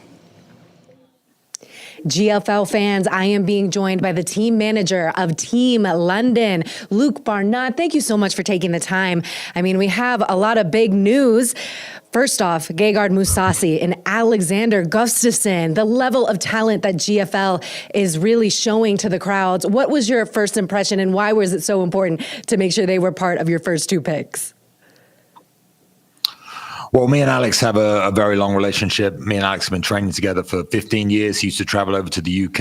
And obviously, Gegard Mousasi, a European powerhouse, has been within mixed martial arts for decades and is an extremely talented guy. And for me, in GFL, as you see the talent coming through and the big names, I feel like Gegard and Alex in Europe and for Team London, they carry so much name power, and also at the later stages of their career, in the later years, 38 onwards, they're also probably the most dangerous guys in the division. I think they're the most dangerous picks that you could get and best fighters we could have as part of our team. I love how you put that. Big names and also big power behind them. And I want to talk about the coach that you'll be partnering with, Carl Prince. He is the head of Manchester Top Team. How do you think your guys' skill set is going to complement each other to really have some success this season for GFL? Well, I think that's one of the secret weapons that we have with Team London is me and Carl. Our synergy is fantastic. We've been working together close to a decade. We're involved in a lot of projects, within mixed martial arts. And the talent that he has at Manchester Top Team is so unknown. We have a few stars that have pushed through and gone on to big things, but he is dealing with extremely talented young fighters, and his mindset and his coaching ability, I think, is going to shine at GFL. I think people are going to finally pay attention, because there's big names in the fighters and there's also big names in the coaches that we have with GFL, and also the managers as well. And I think me and Carl will probably be extremely underestimated, but our work ethic and how we work together so well. He used to coach me, so I know him from a coaching perspective as well as from a business perspective. So I think we have a great advantage just through the fact that we know each other so well, we understand each other's intentions, and we kind of speak the same language from day one. Yes, it's definitely a dynamic duo. I love what you're doing over there in Marbella, Spain, having a media company that's always pushing out what fighters really need. So I love your artistic aesthetic for that. And I got to ask you about these women divisions, because women's MMA is on such a rise, and now we are giving opportunities for 3 divisions to be filled. So what are your thoughts on the 3 divisions that GFL is providing? I think it's such an important factor to have, females on display, like you said, bursting with talent and coming through. I think this at GFL is a fantastic opportunity, not just in the women's divisions, but in general for the younger, maybe less known athletes to come through and snipe and take out some fantastic names. I mean, obviously with the draft is happening and we're going to see which names go where, but I got my eyes on Josephine Knudsen, and she could have the opportunity to take on fighters like Paige Van Zandt and get those big names, that big value, those big wins, which could be big moments. And I think there's going to be a lot of big names in GFL that everyone knows losing to the people that aren't so well known but have got that hunger and that fire. And I feel like we're going to see that, especially in the women's division. And these 3 women's divisions are the most dynamic and most exciting divisions that the female MMA offers. So, yeah, I mean, I'm super excited to have them a part of it. I'm looking forward to finding out who I got on my team. Yes, a lot of opportunity for big names, upsets, so many different things that GFL will be providing. Luke, thank you so much for the time. Guys, stay with us. The GFL draft continues after this. GFL is a global battle of 6 teams from 4 countries on 4 continents. London, Dubai, Sao Paulo, Miami, Los Angeles, and New York all compete in a 6-month tournament. Each city will put its pride on the line as it hosts fights during the regular season. Teams will score points, allowing them to move on to the semifinals and final, where one team will be crowned GFL champion. Every fight has a maximum of 4 points available. Finish wins are 4 points, with 3 points given to decision wins. Draws gain competitors 2 points. Decision losses receive 1 point. Finish losses equal no points. Every fight counts if a team wants to be called champion. New York, Sao Paulo, Miami, Dubai, London, LA. Protect your neck, cause you come next. You ought to know best, this ain't no chess. I'm a dragon, my town, my cage, my nest. Protect your neck, cause you come next. You ought oughta know best, come clean my mess. Have a dragon, my team, my honor, my chest. I'm haunted by a mountainous silhouette lurking under my skin, constricting my reason, it's fiending to break out and spin. Into carnage, I harness the havoc so I don't slip into sin. But the appetite's massive, I practice the path of discipline. Each elbow's a prayer, every knuckle's a vow. Keep darkness in captivity so it may not devour my sanity, clarity, both teetering on the brink. I'm scaring me, apparently I'm bleeding black ink. I cradle the chaos, cradle the fists that clash. Taste the salted sweat of regret each time I lash. If I can't find a ring or a mat, the monster tears at the seams, so I let it off the leash to defend my team. Protect your neck, cause you come next. You oughta know best, this ain't no chess. I'm a dragon, my town, my cage, my nest.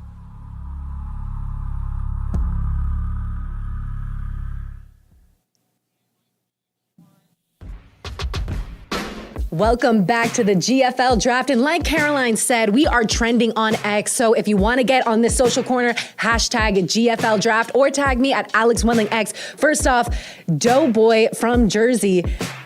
Hashtag GFL Draft is kind of fire. I can't even lie. I'm very excited to see what this league is going to do moving forward. A lot of positivity going on online, so we appreciate that. The MMA world needs a lot more of that, and appreciation for this MMA league trying to help the fighters.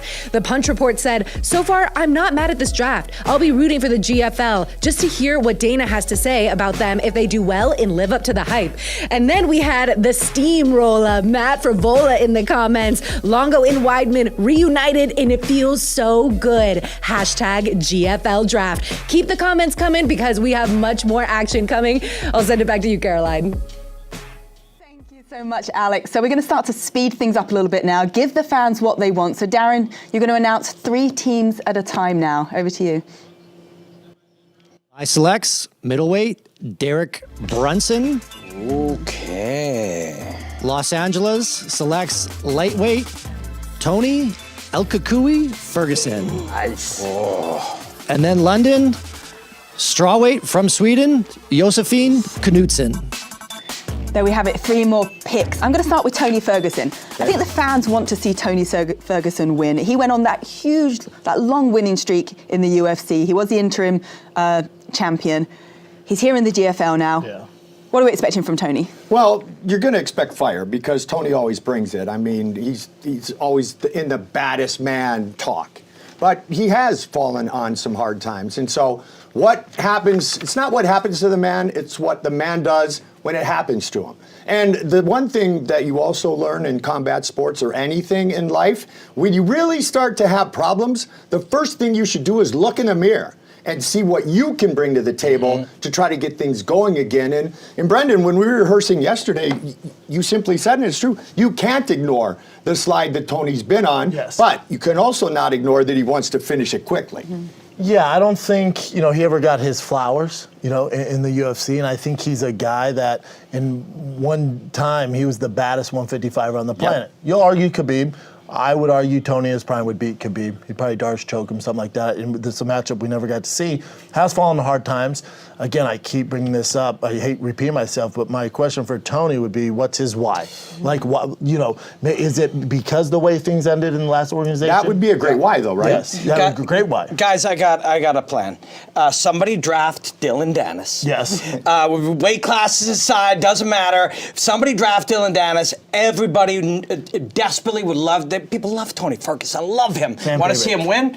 Everybody hates Dylan Dennis. Put that together, takes care of itself. Well, to that note, I somebody got to draft. Dennis is my boy. Dylan's my boy. He was texting me. He goes, "Man, hopefully I get drafted. I'd love to fight Tony Ferguson in New York." Ah, there you go. I like it. Maybe someone will draft him. And how about Derek Brunson? Yeah. Are we gonna see Derek blonde Brunson. I mean, I love the guy because he's a black belt in Brazilian Jiu-Jitsu under Renzo Gracie. And you kind of think of the one, Derek Brunson. You go, yeah, he was around for a while. He had his ups and downs. How about this? Think about this for a second.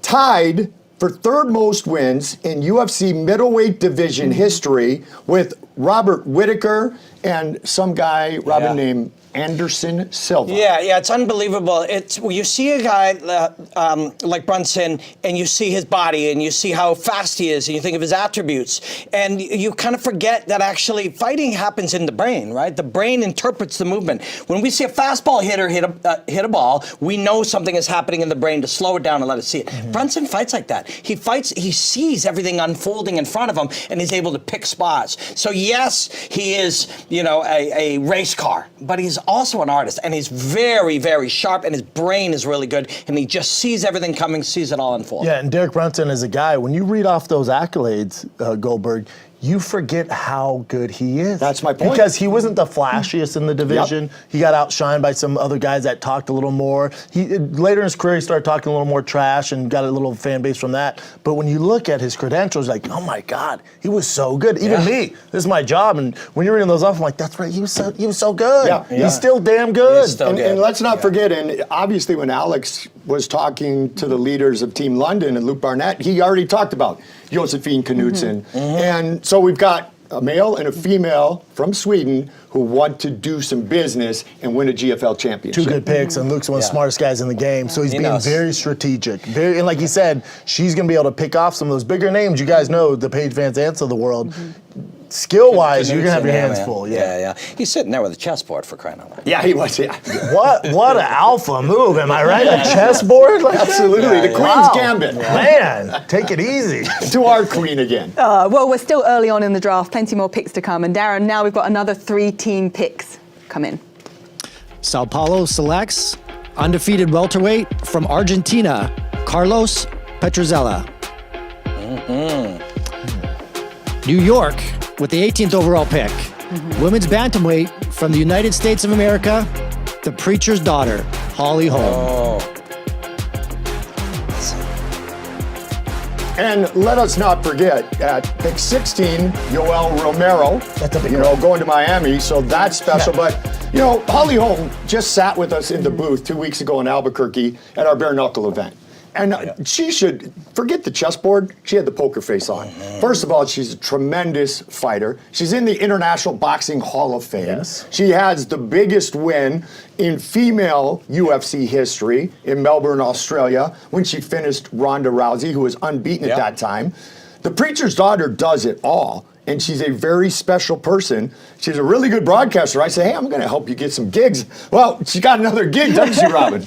Yeah, and when somebody, she's just the best of the best. And when she retires one day, hopefully not that soon, we'll remember her as one of the greatest female mixed martial artists. And she's like a boxing Hall of Famer, right? Yeah. She's one of the great women fighters in human history. And we got her. And you're getting a great team leader.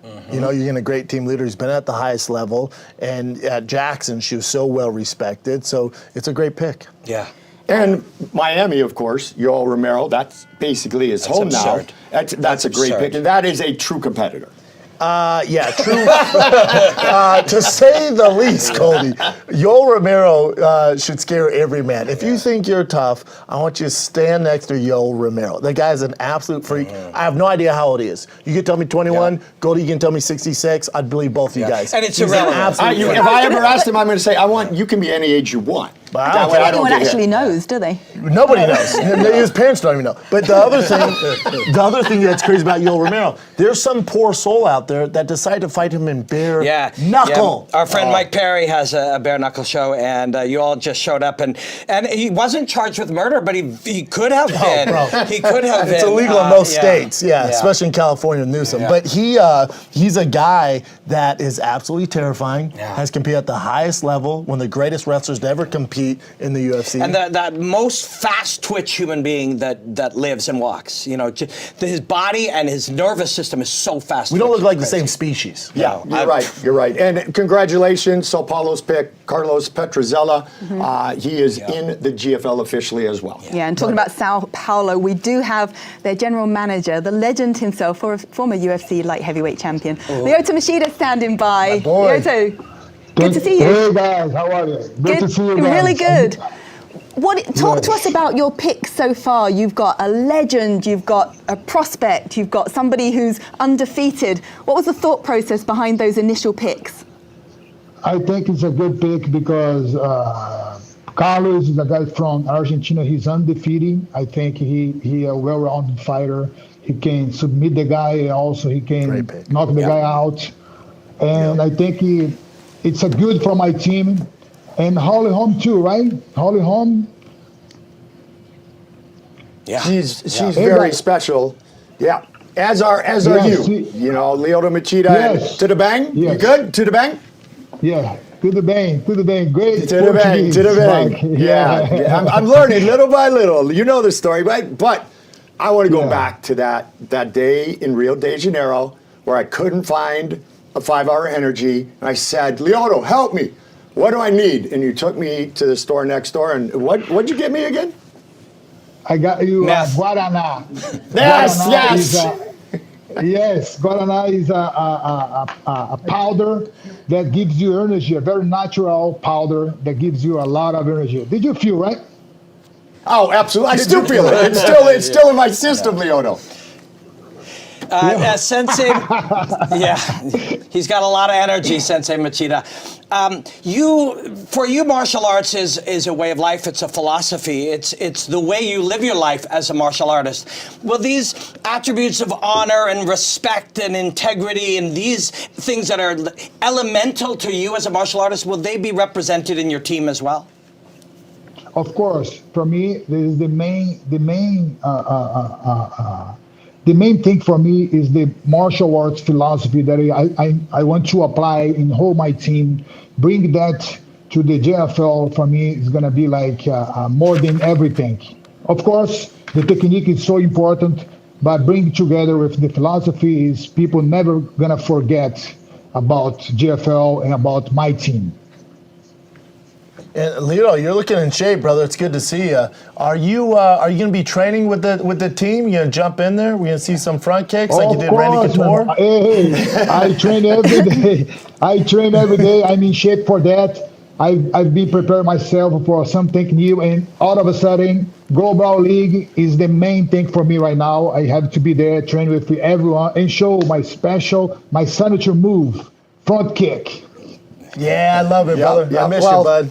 I miss you too. You're one of the kindest gentlemen that I've ever met, not just in combat sports, but on this planet. So, muito obrigado. Do I say beige chow too? Does that work between you and I? Yes. Okay, good. We can do that. We are so good friends, man. Thank you, Mike, for everything. Thank you, Lyoto. I love you, brother. Great to see you, and look forward to seeing your team. Yes, for sure. Thank you. Thank you, guys. Thank you, Brandon, Robin, Obrigado. Caroline, everybody. Obrigado. Thank you. Thank Such a you. great guy. Oh, the best of the best. Yoda. Talking of the best, though, we do have a very special guest to introduce officially the 16th pick. He is a man pretty much considered the GOAT by many people. He's the UFC heavyweight world champion who needs no introduction. Take it away. With the 17th pick, Miami chooses the one, the only, Yoel Romero. Congratulations, guys. So we were saving the GOAT to be able to tell us about that man right there. The GOAT. And Dana tells he's pound for pound number one. You know, well, he's actually changed his mind now. He did confirm it's now Islam Makhachev. Come to his senses. He was pressured, I think. You guys know that promoters' jobs is to convince people of things, right? No. Yes. They're trying to sell fights? Yeah. No. Oh, well. With that, I'm going to send it back to Alex. You want to talk a little bit about some of the budding rivalries and rematches that we might have in store? What a round 3 we just had. We got to talk about that Tony Ferguson pickup and also go back to the first round when we got Kevin Lee. Kevin Lee posted on his Instagram stories earlier today a screenshot of the draft eligibility pick of Tony Ferguson, and he captioned it, "Let the games begin." So we have some rivalries cooking already. We also have some tweets supporting Yoel Romero getting the pick for Miami from Dub Dubs. Dub Dubs MMA says Yoel Romero will carry his team. This man does not age like a normal human. Congrats, Miami. You just won. Hashtag GFL, hashtag GFL draft. If you want to be featured on this social corner, just hashtag GFL draft. And we also have to give a shout out to McGizzle Faux Shizzle, just being positive energy. He said, "This is different. Pretty exciting watching everyone get drafted." So we have much more coming up and many more matchups that we're going to be able to talk about with this draft. Okay, we'll move on now to round number 4. And again, we'll keep things going with 3 picks at a time, 3 teams at a time. Darren, who's next? The 19th overall pick in the GFL draft, New York selects Melissa Amaya. Sao Paulo with the 20th overall selection. From Argentina, the undefeated Camila Reynoso. And then Miami at pick 21, women's atomweight from Russia, Natasha Kuzetina. All right, so the women are in action in this round. Well, I would just say la la la la la mamba. I mean that's what she is, you know. It's la la la la mamba, and she's young in her career. She's one of these rising stars that we talked about. And Melissa's going to bring it. She always does. Yeah, and it's fascinating that, you know, these coaches and general managers are sort of thinking in the same rhythm, that they all kind of land on the top available females right here, right at this point. As you called it, to your point, as you called it, because remember, the females as well as the men, it's the same points. Yeah, that's so you got to right. be very strategic on picking the female fighters just as you do the male fighters. So it's all going according to plan. These coaches aren't dumb. Yeah. They know exactly And then what to do. Argentina comes into play with Reynoso as a pick for Team Sao Paulo. So Argentina's in, and then what Russian doesn't fight at a very high level. So congratulations to Natasha as well. Those are we're starting to see the women start to build. And again, 4 points is 4 points. Doesn't matter what weight class. Doesn't matter who you're fighting. Just get those 4 points. I'm surprised Paige isn't off the board yet. Yeah, actually, you're right. If I'm a coach, I'm taking Paige. Yeah, and now all these ones taken in front of her. Now Paige is mad at them. Yeah. she's gonna elbow them in the face, definitely. I don't think she worries about things like that. Yeah, that's very true. She's doing pretty well. She's doing pretty good.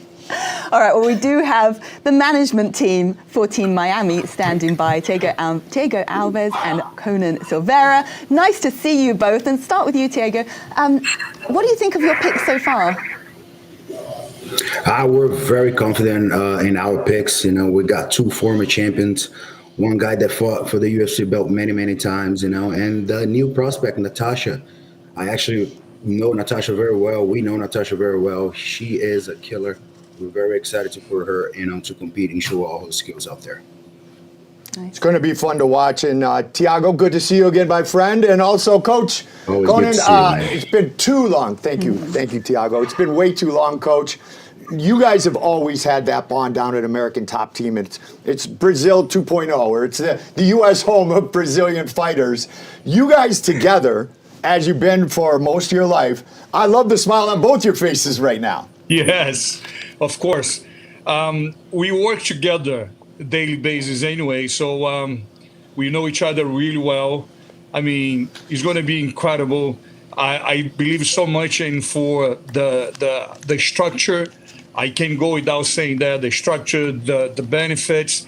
And I feel then GFL comes with the gold age of MMA. Like using the president's words, you know, the gold age of MMA. So I believe so much that a lot of the fighters is going to have so much to give, to show in GFL. Coach Alves, you guys chose JDS first overall as your first pick when it got to you. You see him every day. Is this guy, when we saw him fight bare knuckle, he was moving incredibly. Has he turned back the clock? Why does he look so good right now?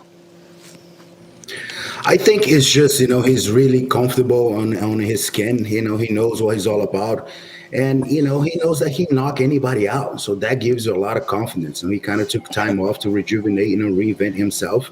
And we're very excited. That's why he was our first pick, because we knew he was going to do a lot of damage. And possibly this is your next heavyweight GFL champion. Yeah, it's a great pick. This question's for both you legends down there in Miami. For you guys, like we know the Hector Lombards, we know the Yoel Romeros, the Junior Dos Santos. Is there a young prospect on your roster that you think is going to make some waves in the GFL? Responde, Thiago. Go ahead, Coach. Go ahead. Okay, all right. So I think right now, Natasha is our prospect that you guys just, you know, our fourth pick. I think Natasha's going to do a lot of damage. A lot of people don't know about her, but she is a former, you know, judo medalist and an Olympics. So Natasha is going to put a lot of people on notice on this weight class. Without question, and we take a look at the picks thus far for Team Miami. We talked about Junior Dos Santos, Showtime, Yoel Romero, and Natasha is the first prospect. And Coach, obviously, Thiago, you have great confidence. Obviously, Conan, you have great confidence. But going with that golden age that you brought up before, I said it right at the top of the show, Conan. I said, this is the golden age. And who doesn't want to revisit Mount Rushmore again and again and again, right, my friend? I agree with you 100%. I think that GFL is going to bring the heat, is going to bring the what people really wants to watch. And at the end of the day, is to show the team together, united. So I'm so excited for to see everything already. I wish that was starting fighting next week. That's what I want to see. So do we. Well, thank you both so much for joining us. I wish we were starting next week as well, but you've got a little bit more time to prepare your team. We can't wait to see who else you've picked. We will see you in the GFL. Thank you. And tell Junior, hey, buddy, hey, buddy. Brilliant. Okay, I'm going to move us along now. We are still live here at the GFL Draft. We're still in round 4, and Darren has our pick 22 to 24. Pick 22, London selects featherweight, the Pikey, Brett Johns. Los Angeles, 4th round pick, is an all-time bantamweight. You know him as the California Kid, Uriah Faber. Special guest to introduce the next pick for Dubai. The first pickup, the 4th round of the JFL Draft. Dubai selects heavyweight from Russia, the undefeated Ali Isaev. Ooh, that was well done. And you know what? I mean, he was one of the pioneers, obviously, one of the great guys, but he's a great fighter. He's as good an actor. Every movie you watch with action, he's in it now. Total legend. Introducing a future legend. Yeah, It's beautiful. Yeah. It is a beautiful thing, and obviously we talked about Brett Johns, but to me, I think California, Uriah Faber, he's leader, obviously. He is the alpha in Team Alpha Male. Yeah, he's the team alpha, and he's been doing it for a long time at a high level. And being the leader of the team, the captain of the team, he's a great pick. I'm surprised he didn't go. I'm surprised he didn't go earlier. Yeah, it's Uriah Faber, man. He's in crazy shape. Think about the guys that come out of it. Yeah, I know. And he's in there. Chad Mendez. Yep. He's in there training and coaching him all the time. And the thing is, when the leader goes to fight, everybody gets jazzed. Everybody's part of it. The whole army is going, But I saw him in Paris. He looked in killer shape, lean and fit. But Brett Johns too, man. Wales has made some amazing fighters in their time, and Brett Johns has great wins in the UFC, great wins in Bellator. The Pikey, like I said, man, the Welsh make a different type of rugged, hard-nosed, tough fighters. I'll be in Wales in 8 days. I was going to say, well, have you been to Wales? Imam is Welsh. Yeah. Yes. So congratulations to those guys, and I'm so excited, Caroline, about Uriah. Oh, no, me too. California Kid is back. But I do have with us the head coach of Team Dubai, and it is the one and only Javier Mendez. So good to see you. We know you know what it takes to coach champions. So with your picks so far, have they got what it takes to become the GFL champion? Well, we'll see. It's individuals that I think that are ready for it, but I really can't say they would take what it's going to be what going to take to make him a champion until I actually get to see him firsthand. I've seen them mostly on TV, but it's not the same as when you're actually with them in person. When you're with someone in person, you have a better idea. It's just like the horse trainer that he's with the horse all the time. He knows what that horse is going to do and what he's capable of doing and when he's capable of doing it. So it's yet to be seen, but I have a great crop of people on my side, and I'm looking forward to seeing how far they can go. And I like my chances. I like my chances really well. Hey, Coach, what was the logic with picking Tyrone Woodley your number 1 pick? Obviously, we know the obvious reasons with it because he's not really an AKA guy. He's trained with you before, maybe back in the day, but he's really not an AKA guy. So that's why I was just a little surprised he was your number 1 pick when looking at the full roster. Well, basically, Tyron and I get along really well. I did a little stint for him on that reality show. He did the fight show from Russia. And Yes. he's highly intellectual, highly motivated, and he's actually, very smart. So he understands me, and we had a little conversation about certain things in regards to how he was training for one of his fights, and he asked my opinion of what maybe he should have done, and I told him, and it kind of gave him a big eye-opening experience. And then from that point, I said, this guy is somebody that's willing to listen to me. So I like the fact he's willing to listen to me. I like the fact that he's a high level wrestler, because a lot of these wrestlers that have the point like what he has, they don't utilize it properly. Well, I'm one of the few individuals that get these guys to utilize their wrestling to the full capacity. So I love wrestlers. Wrestlers are great for me to work with, because that's basically, in what I call chess, I call that a queen. And they know how to use their queen really well. Love it. Javi, I asked this earlier. Vanderlei Silva is the GM and Rafael Cordero is the coach.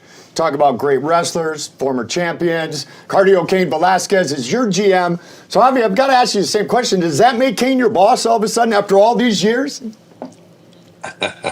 Cain will never be my boss. He has the title. He'll never be my boss. I love it. I love it, Javi. Love it. Coach, for our audience watching in North America, you've relocated to Dubai and Tyron's there. There's a whole fight culture and a combat identity over there. Tell us a little bit about how it's different to coach and train fighters and grow as martial artists in Dubai.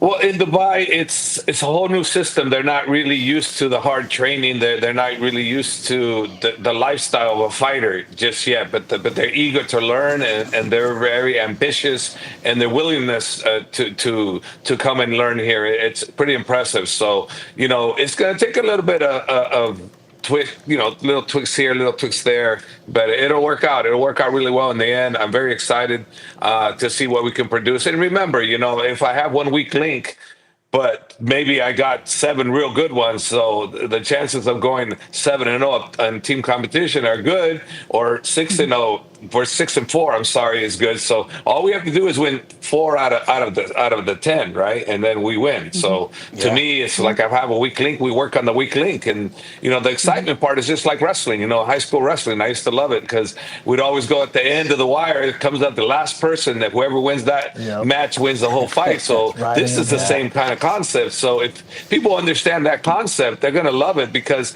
their favorite team, and it's not their favorite fighter, it's their favorite team. Yep.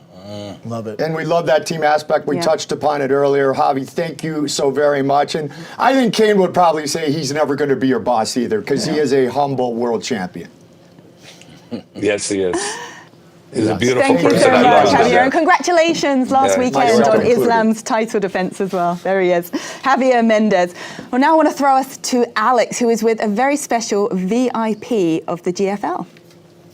Here with Magic Marlon Moraes, and he is signed for draft eligibility. So Marlon, tell me about your excitement for the potential of competing in 2025 under GFL. Listen, I've been fighting for a long time, and I fought for UFC championship. I was a champion.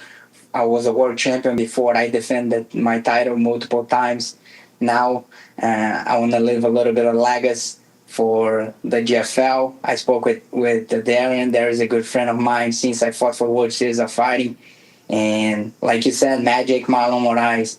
And I'm bringing back some magic. And now at my weight division, at bantamweight, where I knock people out. And that's what I'm bringing to the table. I'm bringing knockouts. I'm bringing finishes. I'm taking off the boring fights. And they know I'm either going to finish or I'm going to finish. And I'm training, and I feel good. I had some time off, and I can't wait to perform again. I miss that feeling.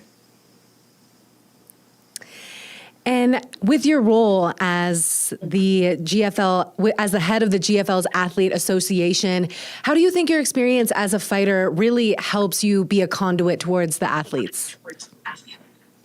Because I know what we need, and I know what the promotion needs from the athlete. So I'm going to fight for both sides. Well, we are lucky to have you there as a communication source between the fighters and the league itself. Thank you so much, Marlon. We cannot wait to see what we get from you in 2025. GFL is a global battle of 6 teams from 4 countries on 4 continents.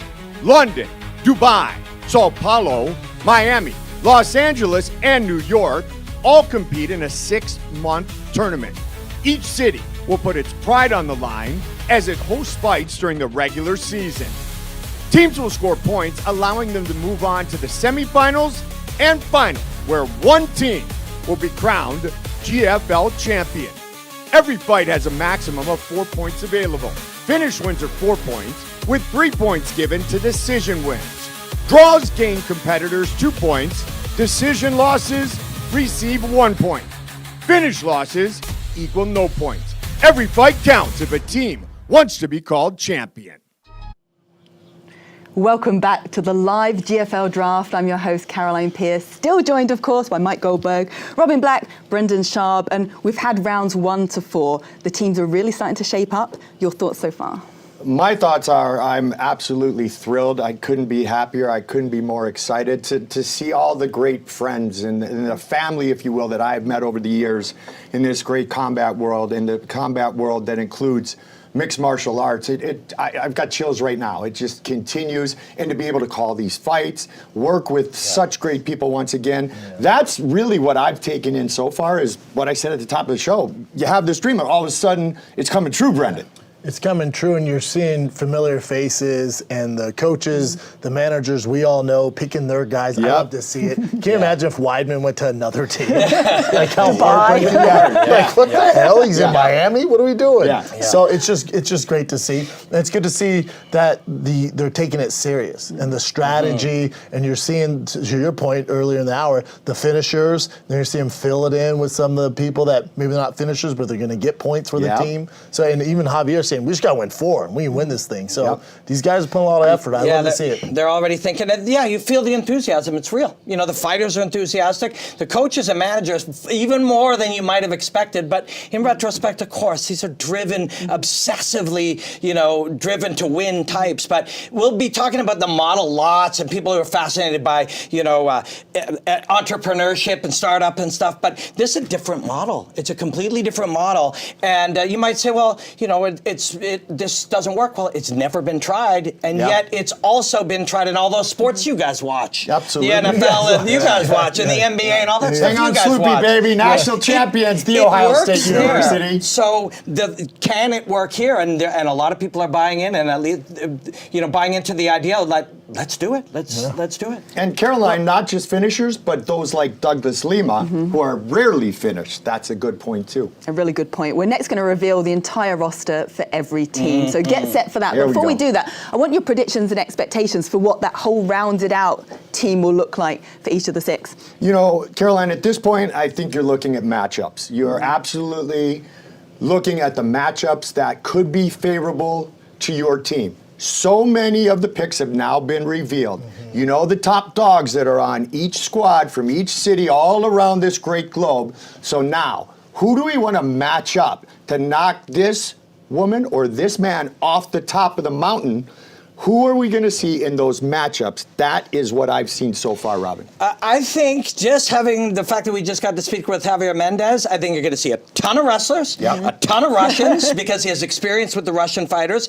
And in Dubai, they appreciate the Dagestani fighters, the Russian fighters, grappling, jiu-jitsu. He speaks the language. You're going to see a wrestling-heavy, dominating type of grinding team. And I think Lyoto is going to put together a bunch of classical martial artists that come from Brazil. That fit his style. Yeah, I think you're going to see now that if this is the NFL draft, this is the 4th, 5th, and 6th round where you're looking for those. Where Tom Brady was selected. Correct. You're looking for those utility players. They might not be the biggest names, but they can add value to the team. It's a puzzle. And you're finding those perfect puzzle pieces to make your team the world champion. So this is where it gets interesting. The earlier picks are probably the easiest ones. Right. The obvious ones. Now you're looking at the Paige Van Zants, you're looking at the Dylan Dennis's, all that kind of fitting on your team? The team chemistry, does it fit on your team? So these picks are important. Don't get twisted. Some of the later picks are some of the best to ever do it. I'm sorry to be a distraction, but this Tom Brady you guys were speaking of, did he fight for Bellator? I don't. No, No, they couldn't get him fights. Championship. Okay. He wanted to. He was winning too many Super Bowls, and Super Bowls. What is that? he did play for that team up north, but he's still the GOAT. Well, if you talk to the Brazilians backstage at any event, he was just the former husband of Giselle. So Yeah, that's fair. kind of how it's Jiu-jitsu known. guy. The jiu-jitsu guy. Yeah. Right. That's the one. Well, look, let's not wait any longer. Moving on swiftly. Good timing, Caroline. Let's not wait any longer. Let's reveal the full Team Dubai and see if you're right. Let's see it. So you're thinking heavy wrestling focus for this one. Hey, back Here it is. when we all started this thing, and Jeff Blatnick, the Olympic gold medalist, may he rest in peace. It was all about, and Joe said it a million times when I'm sitting next to him, you can dictate where the fight takes place if you can wrestle. And yeah, you got the grappling heavy roster for Team Dubai. Yeah, and I mean, it was Coach Mendez who tipped his hat to that, but yeah, take a look. How many Nurmagomedovs have you got on that one? But then you throw in a Luke Rockhold in there who still moves like a ninja in his own right, and Big Todd Duffy, that dude smashes people. Luke, all about the highlight reel finish, but yesterday in rehearsal you're saying, let's see the whole game that Luke possesses, right? Yeah, when I watch Luke fight, as good as he is, he drives me crazy. He drives me crazy because if you've ever trained with Luke... Because he's so handsome. That too, that's distracting, but the issue with Luke Rockhold is as good as a striker he is, and you guys all know him as a striker, he throws those great question mark kicks and the spinning back kick and all that fancy stuff. He's a phenomenal grappler, and you don't see it. You don't see it. It drives me absolutely nuts. So, where he used to fight in the UFC, you got paid. There was a real push towards a certain type of performance that maybe sometimes was not the smartest way to fight if you wanted to get paid. Here, you got to win. Of course, you got to finish. But hey, you can finish with a triangle choke. You can finish with a rear naked choke. He can do that. Yeah, he can do all of that. He can do it. Especially at his age, he has to fight smarter, more strategic, and that's in his arsenal. A lot of guys, they don't have that choice. Luke has that choice. Mm-hmm. Luke Rockhold is really a handsome lad, and it does anger many of us every single day. Not you. Well, Not me. on that note, we have another reveal coming up. But before we break down Team Los Angeles, the 8th overall pick in the 2017 NFL Draft wanted to announce a particular friend first. With the 68th pick in the 2025 draft, Los Angeles selects Grant Neal. There you go, announcing Grant Neal. That's quite a person to announce. You love And it. a great place where he trains out of Genesis Training Academy in Denver. An offspring that went out there and all of a sudden prospered as a gym, prospered with fighters. And Grant Neal is a guy who wants to prove a point, but more so than anything, I want to tell you this. Christian McCaffrey would not be where he is today if it weren't for my powerful partner, Brendan Schaub. And you can be humble, but it's true. It's true. It's true. Yeah, he owes me 10%. No, I did coach him when he was a kid. I was friends with his dad, Ed McCaffrey, and he would do a football camp every summer. And there was he was like 8 years old maybe, and I was like, God, that kid's special. And Ed goes, that's my son. I went, oh, that makes sense. That makes sense. Super at 8. Outlier, complete freak. How old were you then? How old are you? I'm as old as Yoel Romero, my man. Yeah. Well, let's get to the full Los Angeles team, of which we've already revealed one, but this is the full look at Los Angeles. The City of Angels coming right up. We talked about it right at the top. Number 2 pick overall, Super Sage Northcutt. Alpha male, Chad Mendez. There you go. Andre Arlovsky, Frank Mir. Sugar Rashad Evans, Tony Ferguson, Uriah. This is great. Alima, man. So right now she's going to be Team Los Angeles. Yes. Next season there'll be a Team Hawaii, and that will be led by Alima Lane. Yeah, and also is that official? Send us there. Unofficial. Yeah, send us there. But when you look at the Team Los Angeles roster, I mean, think about that training room. You got Rashad Evans, former world champion. Frank Mir, are you kidding me? The knowledge on that guy. Andre Arlovsky, Uriah Faber, Tony Ferguson. I mean, for a guy, and this is why I tell you, Sage Northcutt's my dark horse in this entire tournament to win the whole damn thing. Look at all the legends he has in that training room. You look at it. Chad Mendez, for God's sakes. And Aspen Ladd, the first female to be selected Jessica in the Penne, draft. come on, man. Jessica Penne, the Mongoose, Lorenz Larkin, and the owner of the most violent head kick finish in Ultimate Fighter history, Uriah Hall. Yeah, very few people can move like Uriah Hall. When he launches a weapon at a target, if it touches, you go to sleep. Watching him knock out Gegard Mousasi in Japan was Let's put them pretty back spectacular. together. Let's put those two Listen, back there's a together. long run history with Uriah Hall and Chris Weidman. Yeah. He fought even before they came to the UFC, and Chris, choked him out. So there's a whole history there. You could run that narrative on. But I'm traumatized from watching the leg break. So By the way, I don't know if I wanna Gegard see got that again. one back too, as I recall. Yeah, he sure did. He did. He sure did. He did. Well, standing by, we have a member of Team LA. It is El Kukui, Tony Ferguson, who joins us live. And alongside the California with kid. the California They're kid. together. Two Side legends. by side, Uriah Faber. What's up, guys? Oh, it's great to see them. Oh, yeah. Love it. Tony, let me start with you, Tony. Can we expect the same dynamic, exciting fighting style that we've grown to love from you over the years? Yeah, man. I lost track of a lot of things going through the years. I mean, from fighting for obviously the previous organization to moving to this one, I've played that sport for that company and did every single side quest I possibly could. So when this came up, I was excited for it. I mean, I've been wrestling since I was little. I played many sports at the top level, but individual sports and team sports, this is completely different. And I like the format because you can see when you're putting in the work, you're not just earning it for yourself, you're earning points for the team. Kind of like wrestling. Javier Mendez was talking about how you're earning points not just for yourself, you're earning points for your team. And I've been looking for something like this for a very long time, so I'm fucking stoked for my language. You always are. You always put on a show, Tony. I'm excited to call more of your fights. And also, Uriah, my buddy, it's so good to see you. And it's What's up, interesting buddy? because we haven't seen each other in a couple of years. I don't think you've had a haircut in those couple of years, have you, bud? Yeah, I haven't been doing much but being a dad and obviously in the gym still. I did a little competing last year just for fun, went against a couple world champions in jiu-jitsu, and I like to test myself still. And I actually, this whole sequence of events was kind of like serendipitous. I basically had started this new project, gotten this process called 100.com, and I just given a speech to my team about the sensei. If it weren't for Father Time, the sensei that was 90 years old would be the baddest man on the planet. And if they could just cheat Mother Nature and stay young, etc. And I've been working on getting myself to reverse aging. You know that guy, the Don't Die guy. I watched that on Netflix. My buddy, He looks like a big Tyler baby, Smith. Yeah. My guy Tyler Smith has been on this whole hunt for like reverse aging. So I've been on this like cutting edge protocol. And the first thing I did was get my blood test. It's a company called 100.com. And they basically said without doing anything that I was, at the testosterone and health of a healthy 26-year-old.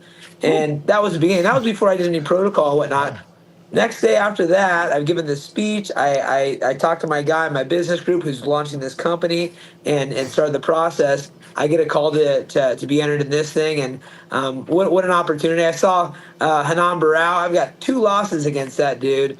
Both I was filling in. He was filling in for Dominic Cruz when he was injured, and the second time I was filling in for Dominic Cruz when he got injured. Both times never got a fair shake, so hopefully I'll line up against that dude at some point because that's what I'd like to get back, and I'm having fun competing, and I feel, hey, the blood test says I'm 26. I knew it in my heart. I need that blood test. Now I got proof, so let's go, baby. Yeah, You're like Uriah, Benjamin so does Button. the hair. The hair is, worthy of that as well. I can't help but see the poster over your shoulder. Main event, Uriah Faber and Mike Brown.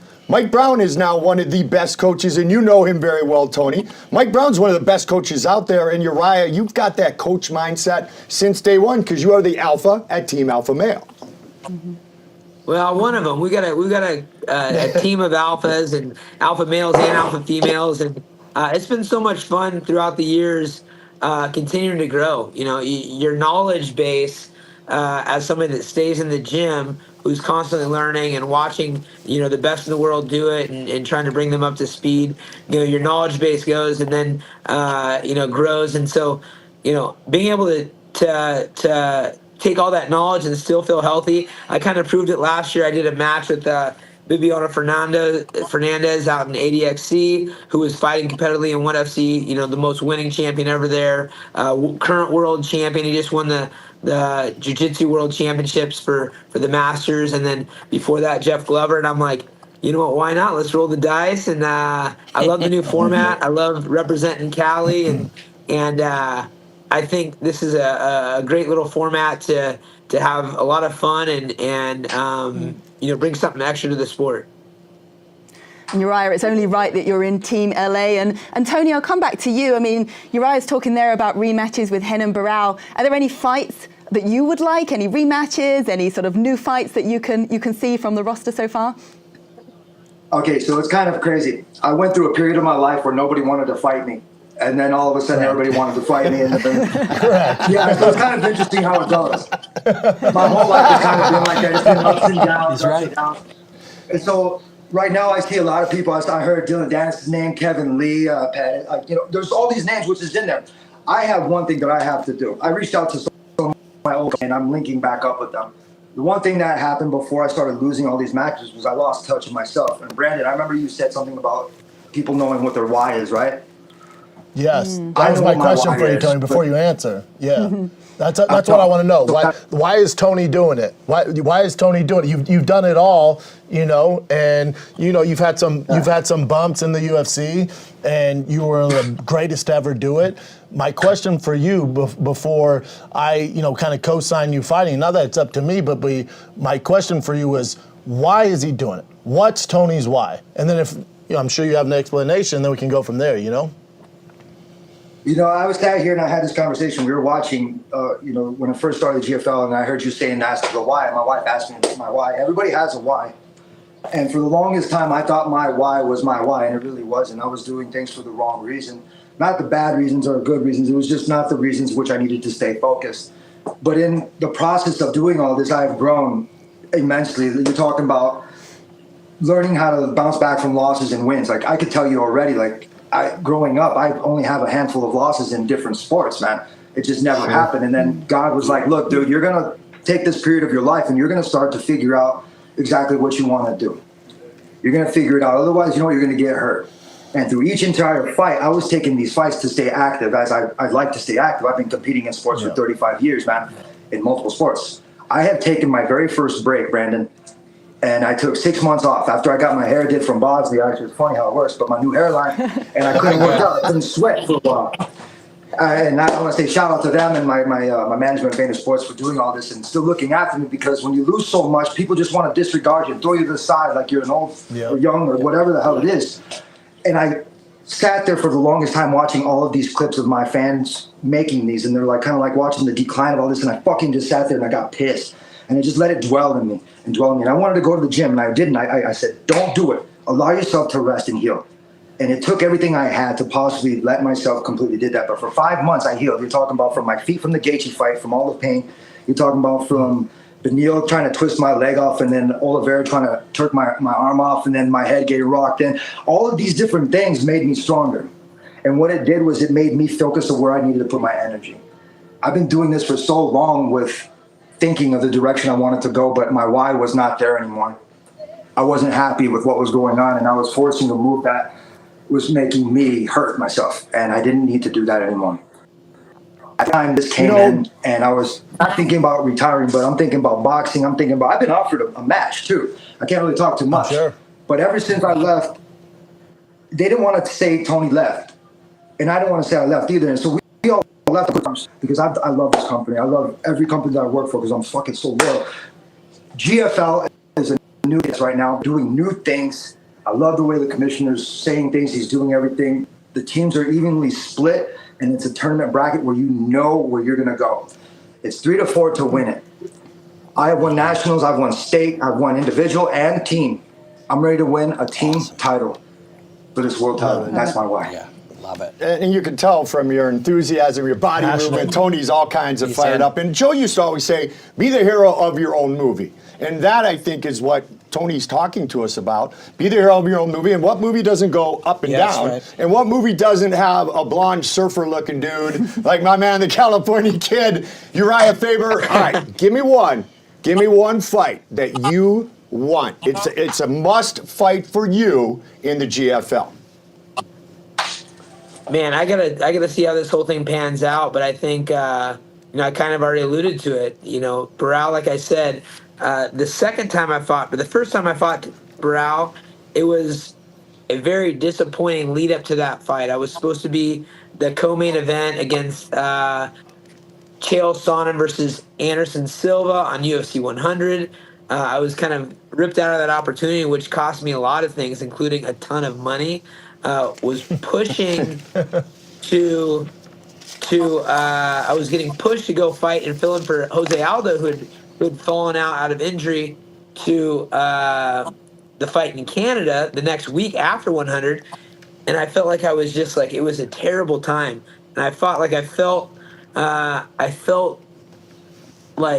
the least enthusiastic I've ever felt about a fight. I felt like my performance was not terrible, it was lackluster.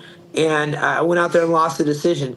The second time around, I filled in for Dominic Cruz, thinking I might not have another chance at a world championship, right?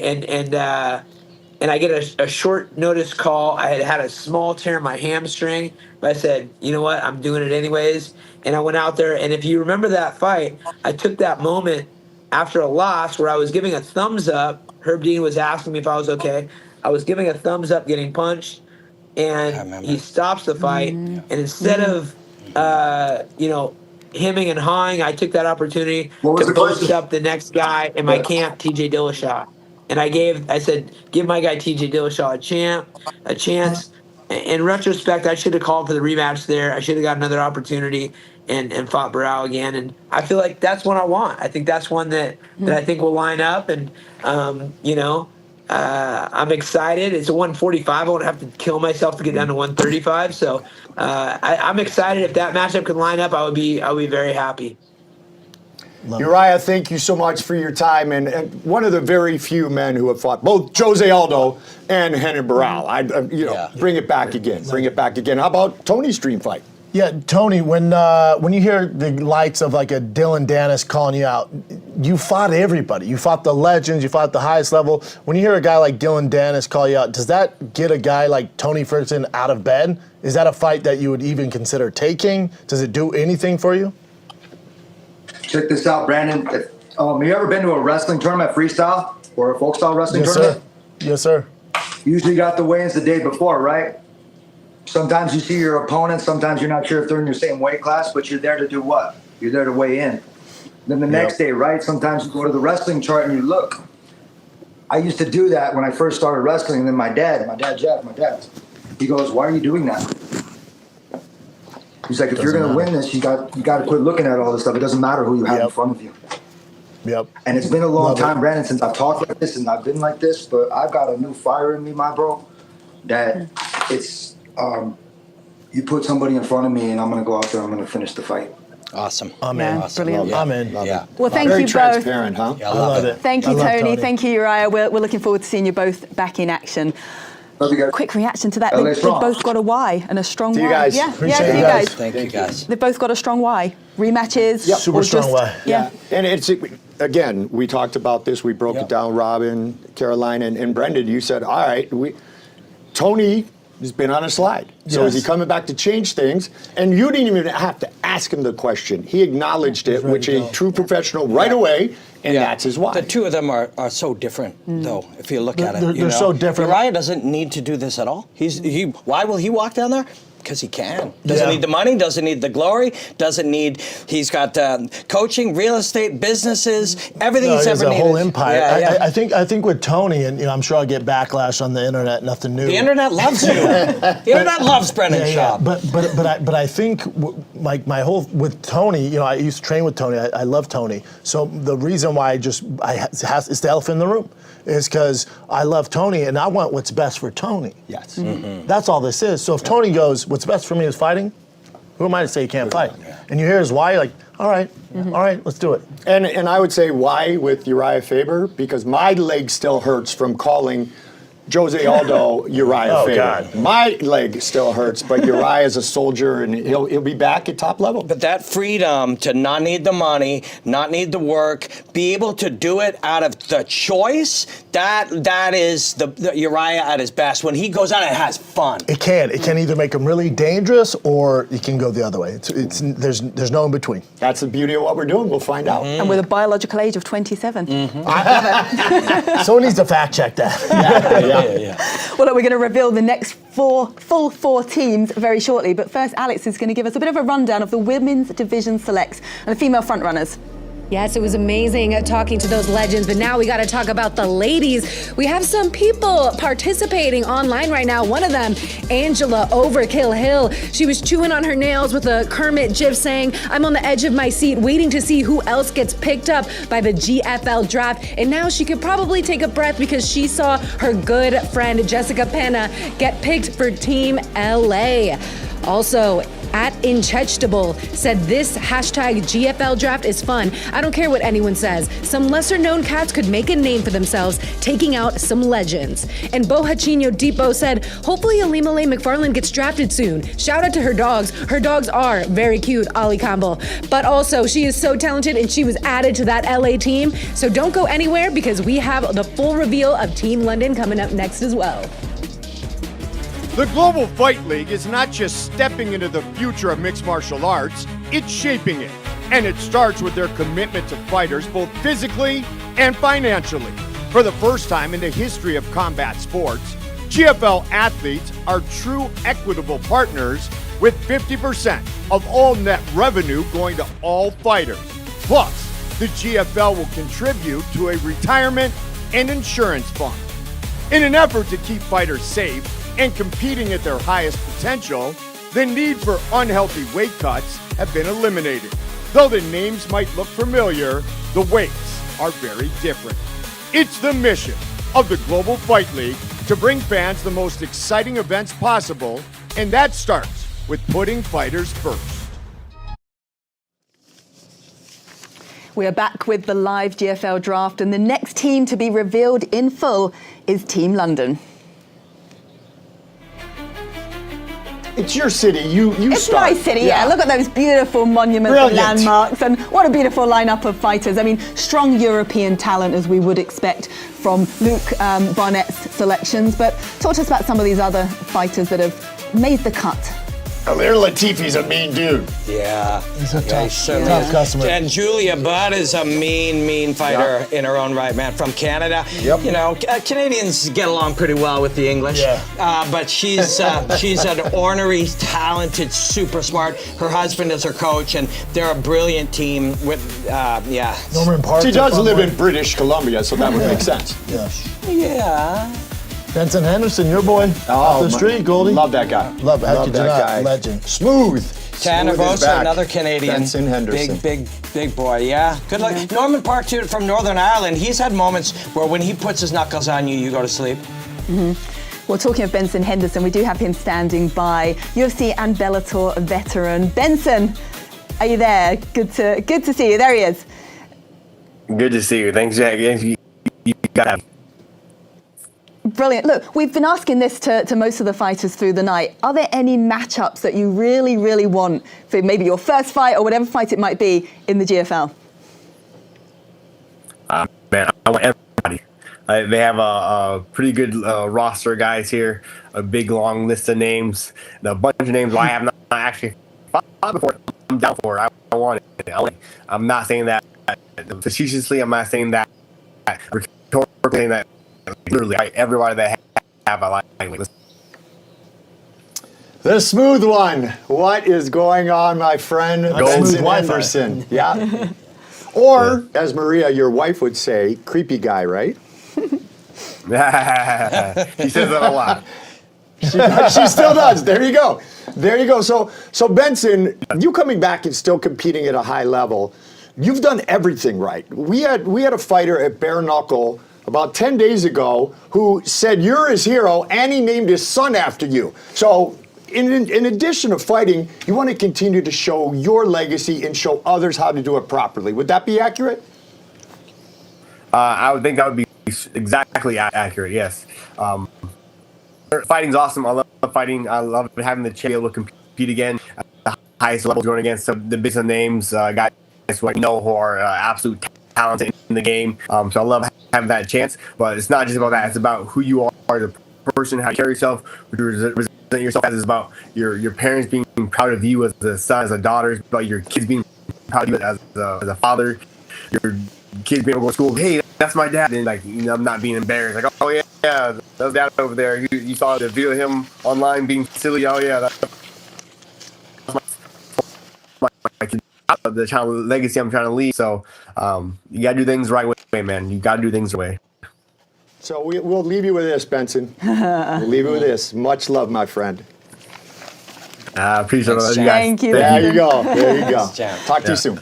Well, interesting to see him on Team London, but a strong team there indeed. I'm now going to take it to Alex, who is standing by with another Alex, Alexander Gustafsson. Joining me now is the third overall pick, Gegard Mousasi. Gegard, the GFL season is really bringing the heat, and we just found out that the whole Team London is stacked from bottom to top. What are your feelings about the team itself? I'm excited. I hear Gustafsson is also in my team. We share the same manager, so I think we can score some points with Gustafsson, so I'm happy. And according to the 2023 Athletic article, over 80% of fighters are dissatisfied with fighter pay, and you have been a fighter that has been vocal about this. So when you first heard that the GFL would be sharing 50% of their revenue share, what was your reaction?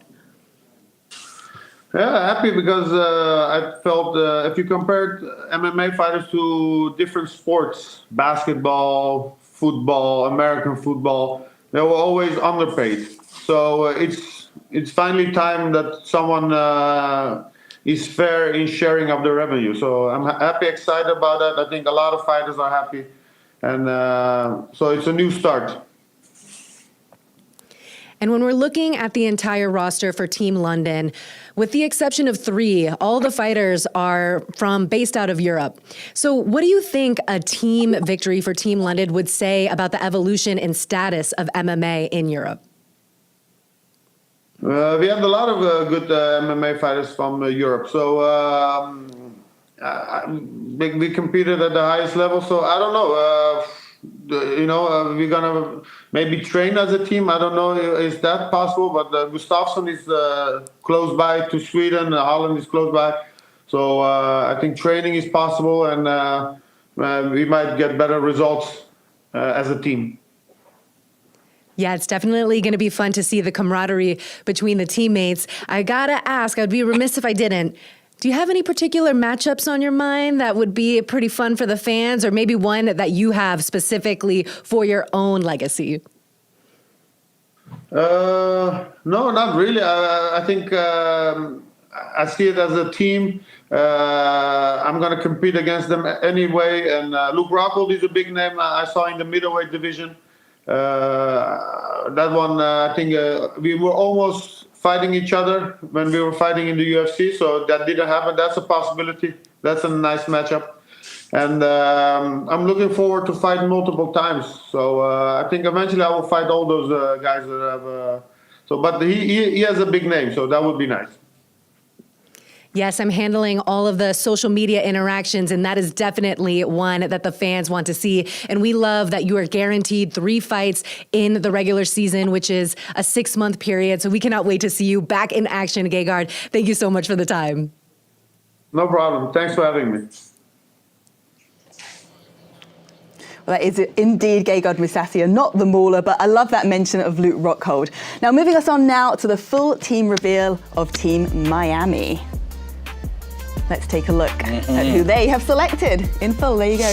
We talked a lot about this with the general manager and the coach, and JDS being their top pick, Thiago Santos, Gleison Tibau. You had a lot of American top team influence, but then you bring in the Anthony Pettises and the Kat Zinganos of the world. And Jeremy Stevens is fighting tomorrow night in Philly against our guy Eddie Alvarez. Still lots of fight in Jeremy Stevens, and of course Paige Van Zandt. Like I said twice tonight, I think she has so many things going for her. Successful podcast. She's aesthetically very pleasing. She's got her own businesses, etc. But the woman can fight, man. She can fight like crazy. I think strongest female picks we've seen yet. I mean, look at Hannah Goldie, who's no joke. You got Paige Van Zandt. You got Natasha there, Kat Zingano. Charles Rosa's a stud. Yep. Yeah. See, I thought you were talking about me, Goldie, for a second. You're a stud. Thank you. Yeah. You're aesthetically pleasing as well. Yeah, Don't well, worry. thank you very much, Caroline. Thank you very much. Well, talking of the beautiful Paige Van Zandt, she is here with us as part of Team Miami. Welcome in, Paige. What's Looking up, gorgeous guys? as always. What's up, Paige? Thank you. You've done it all. Power slap more recently. You've done the pro wrestling, you've done the UFC, and now this new chapter with the GFL. How excited are you for this and any potential matchups? Oh my gosh, I'm so excited. You know, when I left the UFC as a free agent, I was kind of exploring my options, and I knew I wanted to continue in MMA, but I went through a serious arm injury, and I've been able to take so much time off and heal that and just stay in the gym, stay at American Top Team. So the timing could not have been more perfect for this opportunity. And I'm just excited to see where the GFL goes and just be a part of the names that they signed right away. Paige, it's great to see you as always. Please say hello to that handsome husband of yours, Austin Vanderford. You're still as bubbly as you were. And I'm going to take you back to this because I saw you right after in the locker room before you went to the press conference. Let's go back to Vancouver, British Columbia, August 27th, 2006, right? 2006. Paige goes flying in the air and finishes Beck Rawlings. And then you were like a little kid backstage doing your makeup for the press conference, and you were great inside the octagon and great outside as always. You're one of the biggest personalities this sport has ever seen, Paige. Thank you. And honestly, it's not that I try. This is just who I am as a person. And I think it's unfamiliar to a lot of like MMA fans or just like the MMA community initially, because when I signed, I was so young when I took off. I signed to the UFC when I was 19. I had my first fight at 20 years old. So I was a kid. I was a baby. I didn't know what the world just like presented to me. So now I'm happy that I've been able to stay so like humble and positive through the journey, because I have had ups and downs. I've been able to experience a lot of new options and be able to stay active in my career doing, pro wrestling, power slap, boxing, bare knuckle boxing. And now I feel like I'm finally coming home to my passion. And that's kind of what I've missed just the last few years is my passion. And I was actually in the gym at American Top Team training like 2 days ago, and we were working that same switch kick that I had on Beck Rawlings. So I was like, oh, this is just meant to be. It's all just like happening at the perfect time. I love it. Yeah, Paige, you stay active, more active than anyone, whether it's power slap, the bare knuckle, the professional wrestling, you're doing everything. My question for you is, are you going to put all that on hold and just focus solely on MMA and the GFL? Because there's tough competition. So my only concern with all your success, would you trying to juggle all those things and still compete at the highest level in the GFL? Oh, for sure. No. So, I mean, obviously I did a short stint in pro wrestling. I did one match that was years ago now. And power slap was an opportunity that I was like, oh, I never thought I would ever do it. And they came to me and asked if I would compete. And I was like, yeah, absolutely. You know, I'm just in the gym training. It's not a big training regimen, I would say, for power slap. So yes, 100%. This has been my main focus, honestly, for a long time. I was kind of taking those like bare knuckle boxing fights, not because I wasn't passionate about it, just because I wasn't sure where I belonged in the MMA world yet. And I was just waiting for that right opportunity to be able to spark my passion with an organization that matched my energy. And the GFL brought that to me. It was kind of where I felt like I needed to feel excited to fight for a company again. And they were the first ones that really, I was like, yes, that's where I want to go. I get it. Love it. Yeah. Love the say yes attitude, and can't wait to see you back in the cage, back doing MMA again, Paige. Thank you so much. Yep. Thank you guys so much. There she is, Paige Van Zandt. And we have standing by now, Showtime, Anthony Pettis, the former UFC lightweight champion. There he is, Anthony. Look, you've seen a lot of the team reveals now. You've fought a lot of guys, but off the bat, what are the matchups or the names that you're either excited to fight with or are excited to fight alongside and have in your team? Yeah, I fought a lot of these guys already. Obviously, the one that jumps out is Tony Ferguson. I mean, me and Tony had a war in the UFC. I broke my hand. We couldn't finish that fight, so I feel like that's a big one for me. Sage Northcote, we never fought before. I mean, there's a bunch of guys in there that I'm like, yo, especially Dylan Dennis. There's another guy that I never fought before. So there's a bunch of guys out there. Tony sticks out, though. Me and Tony had a war, and I feel like that one needs to finish. Showtime, it is always great to see you, my friend. I know your beautiful family continues to be beautiful. I said earlier, you know, we have the Motown phenom, Kevin Lee, and for you, it's all about Duke Rufus and Rufus Sport and your success and Sergio's success and the success of your teammates, T. Wood being the top overall pick. You have it on your back, so I expect to see it over and over again. When you walk into any competition, it truly is showtime, isn't it, Anthony? Oh yeah, man. I mean, it's not on my back for no reason. You know, when I go out there, especially mixed martial arts, I haven't fought MMA for almost 2 years now. We took some time off, focused on boxing, and I feel like it's my time to get back. Showtime, I saw you. I was next to a pit watching you fight. I love every time I get to see you do your thing. But fighters, you know, there's different identities. Some fighters are just fighters, right? Some are artists. Some are athletes. You're all those things. And you've kind of taken them all and applied them to business, too. You're a successful businessman now. What do you think of the business model and what GFL's doing as a business entity? Yeah, it's amazing. Honestly, I think we're all prize fighters when it comes down to it. We do this to take care of our families, to support our kids. So when the GFLs come in with an opportunity like this, it's amazing. 50% profit splits with the athletes, and the contracts are amazing. I'm a prize fighter, man. I think I'm probably one of the only guys that made $1 million in the boxing cage, $1 million in the MMA. Karate Combat took care of me well, so I feel like this is how it should be for us as athletes. Agreed. And Anthony, just as we say goodbye, you were the kryptonite to Superman, and what an honor it was, and you treated it like that when you boxed against the all-time great Roy Jones Jr. You were kryptonite that night, buddy. Amazing. Yeah, I was on fire, man. So he beat a Puerto Rican that we had to get it back. So when I went back to Puerto Rico, I did the tryouts there for APFC. They loved it, man. So yeah, shout out to Roy Jones for giving me the opportunity too. Love it. Love it. Hey, we'll see you very soon. Love to the family, bud. Thanks, bro. There he is, Anthony Pettis. Well, we're going to send it over to Alex. What do you have for us?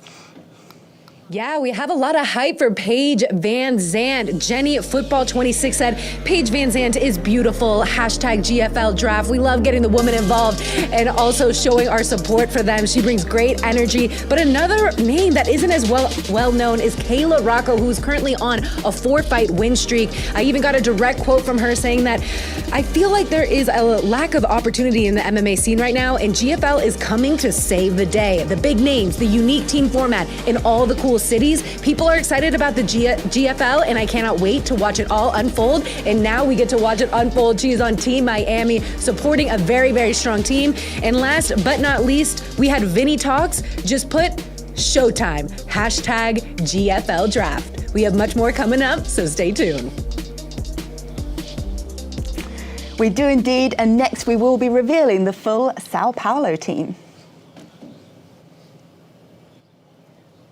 Yeah, the great fighting nation of Brazil.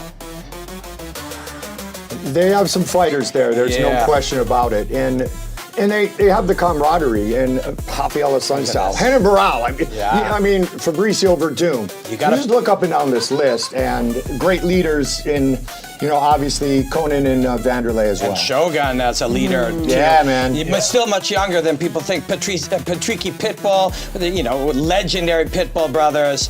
This is a great looking team, and manager Leona Machida said that they're gonna, walk that real honorable martial artist walk rock, which is a beautiful element. Yeah, there's a South American or two on there, but otherwise it's all Brazil. heavy Brazil. And I'm just going in my Brazil mode, saying that Silva and Cordero are handling them, but they're obviously handling all kinds of teams. Lyoto Machida, also a great Brazilian fighter who is embracing, Viva Brazil. Yeah, I think when you look at the teams, I mean, obviously, if you have Vanderlei Silva as a coach, he's going to want finishes. It's tough competition. Sao Paulo has a lot of competition. Yes, they do. Tough. Yeah, it's going to be tough. Tough down. Yeah, looking at it's going to be tough. Well, you mentioned Shogun Hua. He is standing by. Awesome. Here he is. Let's bring in Shogun. So good to see you. How are you feeling about being part of the GFL? And I got to ask about one particular matchup, maybe the one with Alexander Gustafsson. Does that one appeal to you? Thank you very much. I'm very happy for here. Thank you. Shogun, it is so great to see you. And it's so excited to see you fight again, because you bring it. We're talking to Hafi and we're going, old school, talking about Curitiba. And, let's not forget, you were a big part of that team of strikers. Yeah, look at the smile on your face, of that team of strikers who came out and dominated the world for many years. Yes, I'm very happy for back again. I'm back for the game and for the new format. I'm very excited for fighting GFL. Mm-hmm. Shogun, you have done everything. You have done absolutely everything there is to be done. Brendan's been curious about why fighters, who have accomplished everything, are fighting now, coming into the GFL and making one last stab at world title. What is your reason to continue this quest in martial arts? Okay. Eu estou muito feliz em voltar a lutar. Eu sou cara realizado com a minha carreira, com meus títulos e com meus troféus, meus prêmios. I'm very happy to back fighting again. I feel very accomplished in my career, but I'm very excited to be back. I can't stay out of the game. Mas eu me considero cara novo ainda e sei que tenho muita linha para queimar ainda. I'm still a new guy and I have a lot of wood to burn yet. Yeah, I mean, Robin, you took the words out of my mouth. For an accomplished legend like Shogun, my question would be why.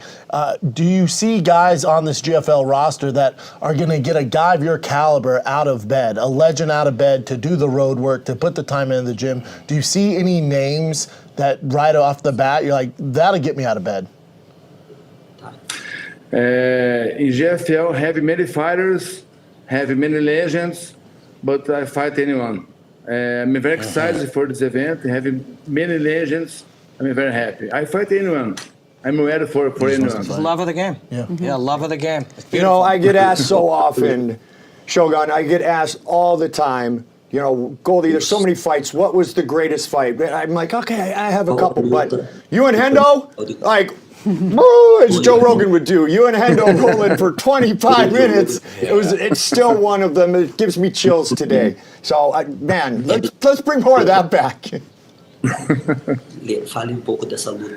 Então, essa luta foi uma luta muito difícil, muito dura, onde eu não venci, mas eu fiquei feliz que eu consegui dar o meu melhor. This was a very tough match, very hard opponent.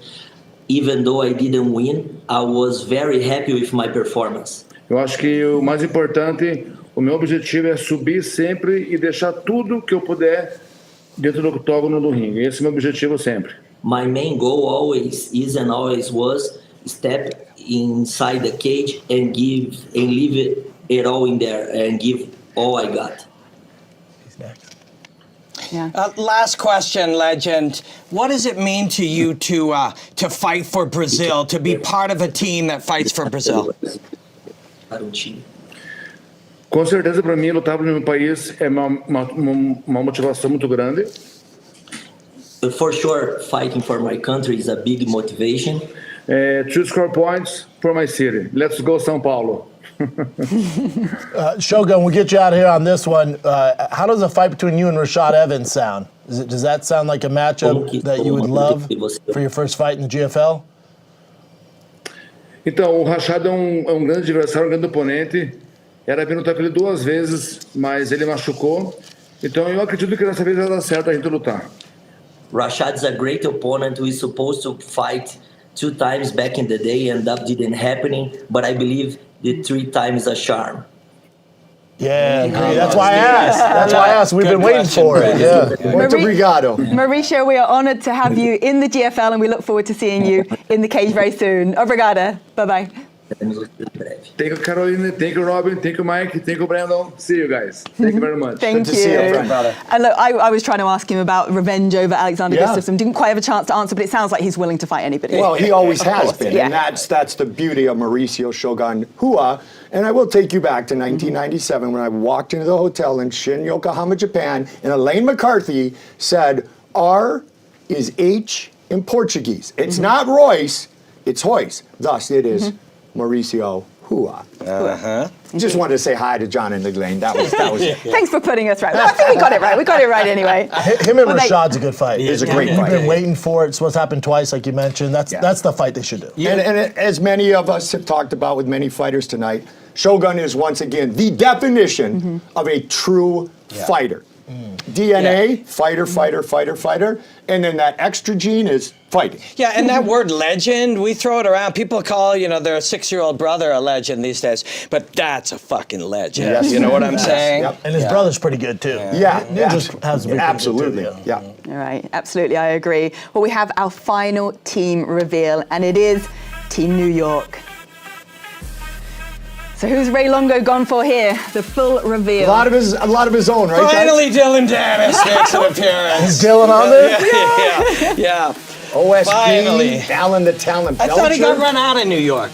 No, you can't get rid of him. No. Oh, Alan Belcher, man. Yeah. That guy is so sharp and so smart. He moves so unbelievably smooth for a big man at this. And then you got Holly Holm, Kevin Lee, Jimmy Rivera. OSP, this is nuts over here. You got the Anaconda down. That's right. That's right. Nuts right here. And we were talking to Anthony Pettis before. Alan Belcher trained up in Milwaukee under Duke Rufus early in his career, very long time. And that man, we talk top of the show finishes, Alan Belcher can finish. Yeah, big time. And you imagine just anyone in the training room, you just sit down and shut up and listen to Holly Holm and Chris Weidman share stories. Agreed. Well, talking to Chris Weidman, he is here with us, the All-American. Chris, are you there? How are you doing?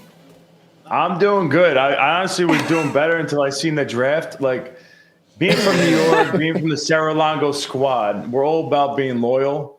And Longo, of all people, is probably the most loyal dude I know. And he picked Kevin Lee over me in the draft for the first pick. There must be something That's wrong what I said. here. This can't be real. What the hell is going on? He'll never be able to look at me in the eye ever again. So Kevin Lee, Chris, let's go deeper on this. Kevin Lee did he have 2 fights with Ali Quinta? They hated each other. This is crazy. Chris, you know that the draft order snakes, so he knew he was getting 2 picks in a row, and he picked Kevin literally just to mess with you. Guaranteed. You gotta take your boy first, though. Right. You know what? Good for him. Good for him. He got it. I'd like to see Chris, I'd like to see the email or the text message or the voice note that said that, because I want to hold it to him. Yeah, absolutely. Hey, Chris, so I'm going to take you back as a coach like Ray to mini-mites, hockey. You had your own kid automatically, so you could have another pick before you chose your own kid back at 6 years old on the ice. Maybe that's just what Ray was doing. He's saying, hey, I've got my kid, I've got my best friend, I've got Chris Weidman, the All-American, so yeah, let's go to Motown for a second first. Still, you don't like it, and nobody at Hofstra likes it. Yeah, you're trying to save him right now. He's got no life jacket. He can't swim. You're trying to throw him a little, life jacket. I'm with Weidman on this, done. man. You got to select your boy first. That's very true. So I appreciate you calling me out, Chris. Yeah, Chris, absolutely. You deserve it. Chris, you had a layover in Toronto when you came. I was working at a place called Fight Network, and you came there, and you said, we're just going to chill out. Oh, you guys got a ping pong table. And then you proceeded to be the most competitive son of a bitch I've ever seen play ping pong. That is you, right? That is how you live your life. Yes, I have. I definitely have an issue when it comes to competition. I've tried to like harness it over the years and not be as crazy with it. But it's a tough one to stop, you know. And it's what gives you success at the end of the day. So I can't control it too much. I try to control it with my kids. It's not easy to let them win in things. It's tough. But sometimes you gotta just, you know, roll over for them and give them a day. Now, Chris, even though you were the second pick and you're salty about it, you're obviously, and I would be too. I don't get me wrong, but you're obviously going to be looked at as a team leader. So, and this is a team game. Do you find that you want that role? You have guys on your team like Dylan Dennis, you know, who I think people are going to be surprised what he does in this. Is a guy like Dylan Dennis, and does it put pressure on you being the leader of the team in New York? Dylan Dennis better listen to Captain Weidman or he's thrown off. We're gonna, you know, you always have to find the class clown, you know, in the class and make sure you get on him early. Call him out. And Dylan Dennis, I'm gonna have to call him out right away. Be like, bro, we don't play these games here. This is how it's done. And I'm sure he's gonna be fine. He's always been a gentleman to me. And you're used to being by the way, just to prolong that. Just to prolong that, yes. I grew up as a wrestler. The team environment, this is like a dual meet type concept. And I always loved that. I did miss that, you know, about MMA. You don't really have that. Even though we were fortunate to have a bunch of really good guys, we got to fight on the same cards. It wasn't like you had a full lineup. So this is pretty cool. It kind of is as close and parallels with wrestling as anything I've ever done. Love it. And Chris, final thing, you have spent pretty much half your life, maybe more, dealing with one of the greatest fighting clowns of all time, and Matt Serra. So I think you'll be fine handling Dylan, right? Listen, Sarah, I will not be recorded comparing Dylan Dennis and Matt Serra ever. Because listen, there's probably one person I'm scared of on this planet. It's Matt Serra. He talks, I listen, and that's it. He's my team leader, so I can't compare them. He is very witty. He's very funny. I listen. I just laugh. But I can't make a comparison between him and Dylan Dennis. With all respect to Dylan Dennis. Of course. And thank you for putting me in my spot like you've always been so kind to do. Yeah, no, sorry. I'm just being honest. No. Goldberg, I miss you, buddy. It's good seeing you, by the way. I miss you, too. Yeah, thank you so much. It's good hearing your voice. Can't wait to see you. Yes. Thank you, my friend. Yeah, thank you. That means the world. Chris, I want to ask you one last question. You're the only fighter now that's seen the entire roster from every team. And yourself aside, are there any dream matchups from some of the legends and upcomers that you've seen revealed tonight that you want to see in the GFL? Yeah, well, I think this kind of goes on the forefront of that is the elephant in the room is I just retired from the UFC. A lot of people thought I was done fighting, and I didn't know. I thought maybe I am done fighting. I was kind of open to, you know, other opportunities outside the UFC, but they had to be good. And this is a league where there's a lot of guys that I have a lot of history with. You know, you got Luke Rockhold, you got Gegard Mousasi, you got Uriah Hall. You know, Rockhold was my first loss ever. That was a tough loss tough pill for me to swallow. And we were supposed to rematch a whole bunch of times inside the UFC. It never happened. So that'd be a fight I'd love to have. Uriah Hall broke my damn leg in my last fight. You know, he was a gentleman about it, but you know, we had fought twice. I had fought him once early before when we were on a local show in Ring of Combat. But we have a lot of history, and it's older dudes that I have a lot of history with. I love to compete, and we make a whole lot of money, and so it's just it's not something I really feel like I could say no to. It's a really an exciting time for me. Well, definitely some rematches you mentioned there that we'd like to see as well. Chris, thank you so much. I'm looking forward to yourself and Ray Longo's interactions now after being picked second. I'm sure you're going to give him a bit of a hard time, but hopefully you'll put that aside. Let's put both of us. I want to see him defend it. Let's put us on a split screen. We'll bring him back. We'll bring Ray back. All right. Thank you so much, Chris. We look forward to seeing you soon. Take care.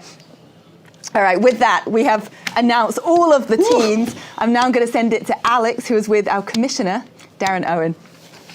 What a night it has been. Darren, what interview and a powerful message from Chris Weidman. What were your reactions to that? Yeah, love hearing his passion. Love hearing that he's not happy about being the second pick for New York, and just seeing this all play out is it's a dream come true. It's seeing this come to life and all these athletes getting behind it and supporting it. That we've done the right thing. We've set this up the right way. We're taking care of these athletes, sharing 50% of the revenue with them, giving them insurance, giving them a retirement fund, and I couldn't be any happier with how this evening played out. And we were having a lot of fun in the social corner. I got to circle back. I know Chris Weidman gave a few stories about Dylan Dennis, but Terrence McKinney was in the comments saying he's taking his first L tonight. Last kid picked for dodgeball vibes. That's fighting words. But we have him added to the New York roster. So there's plenty of matchups that we could do. Is there anything on top of mind for you that you could potentially see as a matchup we'd see early on in 2025? Oh, wow. There's where to start, right? Like there's just potential amazing fight after potential amazing fight. So nothing particular steps. I would be ridiculous to call out any one potential fight that could happen here. We're going to make the fights the fans want to see. That's what we're here to do. We're here to entertain. We're here to do something different. And we're here to be in the evolution of the sport of mixed martial arts. So, very happy, thank everyone for tuning in, checking this out, and just exciting for April to really get things kicked off. Yes, this is definitely the start of something new. And as you mentioned, after April, we'll have an event every month for 6 months, and that'll be the regular season. So what were the thoughts on that cadence, and what can we expect for the regular season? Oh, you can expect amazing fight after amazing fight and value for the fans. That's what we want to bring, a different way to do this sport, and in such a traditional way where, the number one driver in sports fandom is cheering for your favorite team. We've just established 6 global teams with legend after legend and up-and-coming star after up-and-coming star. So to have the lineup we have, to have built this table and then just have everyone wanting a seat at it has been just truly inspiring. The feedback from the community, we hear it, we feel it. It's an amazing just vibe amongst the MMA community. And thank you from the bottom of my heart for helping this come to fruition. Yes, thank you so much, Darren. Really bringing this vision to life. We cannot wait to see the future. Caroline? Thank you, Alex. Thank you, Darren. And I just want to bring us to the point system. And now we know the full team reveals. Which teams have used the point system to select their fighters most effectively? Well, I go back to what I said at the top of the show. Finishers, finishers, finishers. 4 points for a finish win. 3 points for a decision win. 2 for a draw. 1 for a decision loss. So stay in there and fight, and you still gain a point for your team, which is awesome. And then if you do get finished, you don't get a negative, but you don't earn a point. When it comes to strategy, though, looking for the finish sometimes puts you at risk of being finished, right? So how big a risk taker are you? Which fighters are risk takers? Not just strategically when the coaches give them an assignment, but when stuff starts happening and they're in there themselves, right? It's going to be fascinating. You can win this by grinding it out, and that's a way you can approach it, but you can also win it by laying people out. Yeah, a few teams jump off the board to me right away. Dubai, when you're talking about decision win, is 3 points. Dubai has a lot of guys that can grind you out. You look at New York, Sao Paulo, Miami, they got a lot of finishers. And then, LA and London, they're kind of a mix of the both. But you got 3 teams that are pretty strong on either side. Mm-hmm. And it makes me think of Douglas Lima again. I mean, here's a guy who finishes most of the time and has only been finished twice in his career. Yeah. So, double-edged sword when you talk about a guy like Douglas Lima. The risk reward, yeah. Well, let's look at the weight classes as well, the GFL weight classes. Which teams do you think are shining based on the weight class decisions and choices? Well, Brendan, the weight cut was always tough for you, right? A nightmare. I was a smaller heavyweight. I know I look like Shrek up here, but amongst you said that suit's a bit tight as you sat down this earlier. So tight. I'm trying to stay cool here. So, but to be honest, who's going to flourish the most? You look at middleweight, that 15-pound Grace is massive. And then also for light heavyweight, 225, if I was, still wanting to fight, I'd be a light heavyweight. I'd be 225. Yeah. So those tweeners, guys like me, Cain Velasquez, Stipe, even JDS, not these days, but when he, back in the day when he was younger, 225 would have been perfect. That'd be my dream weight class. And how many times, Robin, did we hear, everybody up here, did we hear, 225, 225, it's coming in? 165. Well, now it is. Yeah, and audiences, people are resistant to change, right? And I think we've actually done very, very well and seen that people maybe are ready for change. But at the same time, you'll get a lot of pushback on it. But change is good, number one. And sometimes change happens because the thing you've always done is just the thing you've always done. You get used to it, but it's not the best. So you try something different. You try to encourage the athletes to fight closer to their natural weight, and that's the strategy. You get a better product. Yeah, you get safer athletes, better fights, better condition on people's health, everything. Yeah, so be open to change unless it's electric cars. Am I right? All right. That's right. And I'll tell you a weigh-in story. When the UFC went from the weigh-ins, in the afternoon to the weigh-ins in the morning and then the actual showtime weigh-ins in the day, I walked in to the building for weigh-ins, and Frankie Edgar was running around like going crazy, Frankie Edgar style. I'm like, Frankie, how about the weight cut? He goes, Goldie, I already weighed in. I already rehydrated. This is awesome. And then I remember Anderson Silva already had weighed in. He put his toe on the scale, and his other toe, it was suspenseful. No, it wasn't suspenseful. We already knew what he weighed in at. The obsession with weight cutting, started in wrestling rooms at one time. No question. But so you think, well, if he's cutting weight, I better do it. But Frankie Edgar was an early example, and there's many, many now. There is a trend towards, why should we put our bodies through that? What is the actual advantage? If you're able to move your feet and somebody can't grab a hold of you because you're sharper and in better shape and you didn't cut all the weight, you can do better. So there is a trend away from that now, but some old dogs, it's hard to teach them new tricks. And safety, Caroline. Yeah, safety. And we see a lot of the older fighters go up in weight class as they go through their career, and we just heard Uriah Faber say as well, it'd be nice not to cut to 135 pounds. But we've seen so many legends and names that everyone's familiar with tonight, but what about those up-and-comer names that were mentioned tonight, those that maybe we don't know so much about but could be the ones to really look out for this year? Well, iron sharpens iron. I know it's cliche. I know we say it all the time. But when you look at this team format, you look at the leaders, you look at the veterans, you look at the Mount Rushmore members, they are going to train with the next generation of superstars in mixed martial arts. So if you want to learn what it takes in and out of competition, what it takes to keep your body healthy, what it takes to really give everything you have training 24/7, 365, you've got the perfect leaders with this team format, and that is the best thing to happen to these young, upcoming superstars. And some of the young hot shots that are drafted here, they're early adopters and innovators. They're forward thinkers. They're imagining, what if I defeat Shogun and I'm 26 years old? They're thinking ahead. The GFL could look in 3 years, could all be 21-year-olds. If you're getting 50% rev share and you're 21 years old and you hear people are making $170,000 in their first fight from a rev share, the whole thing looks different. How it looks today and how it would look in 18 months or 3 years is completely different. Yeah, when you look at the legends, especially on this roster, remember, they all have targets on their backs, man. They're getting these young lions. If a coach wants that matchup, those legends are fighting these young lions.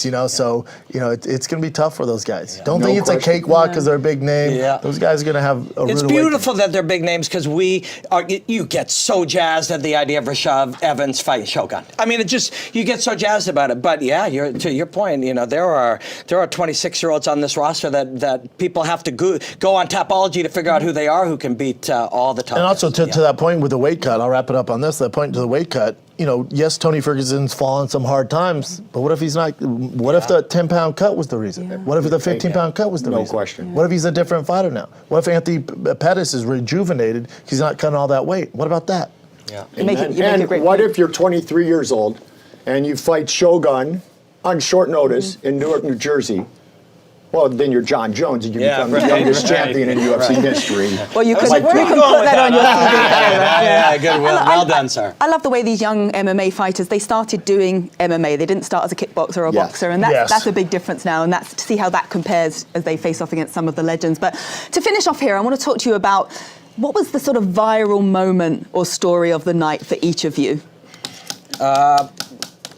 Mike Tyson's butt. Oh no, Did we see sorry. that? That was a different show. Sage being so excited, man. Yeah. Seeing early in the Have you ever show. met him? He gets excited over a burrito. I know, but you could feel it. Well, and he was 19 years old when he first He's just came a out. sweet Yeah, kid. so Like, sweet. But to see a kid like that with the vision to see what this could be, and second, right away when we meandered through those first 5-6 picks, we could feel it, and I know that Alex is getting it on social media. We're like, oh shit, this is a real thing. Amazing. I think you see this enthusiasm of these legends where when you first see the name, you're like, really? He's fighting again? Then you see Chris Weidman talk. You hear his why. You hear Tony Ferguson talk, which I was a big kind of...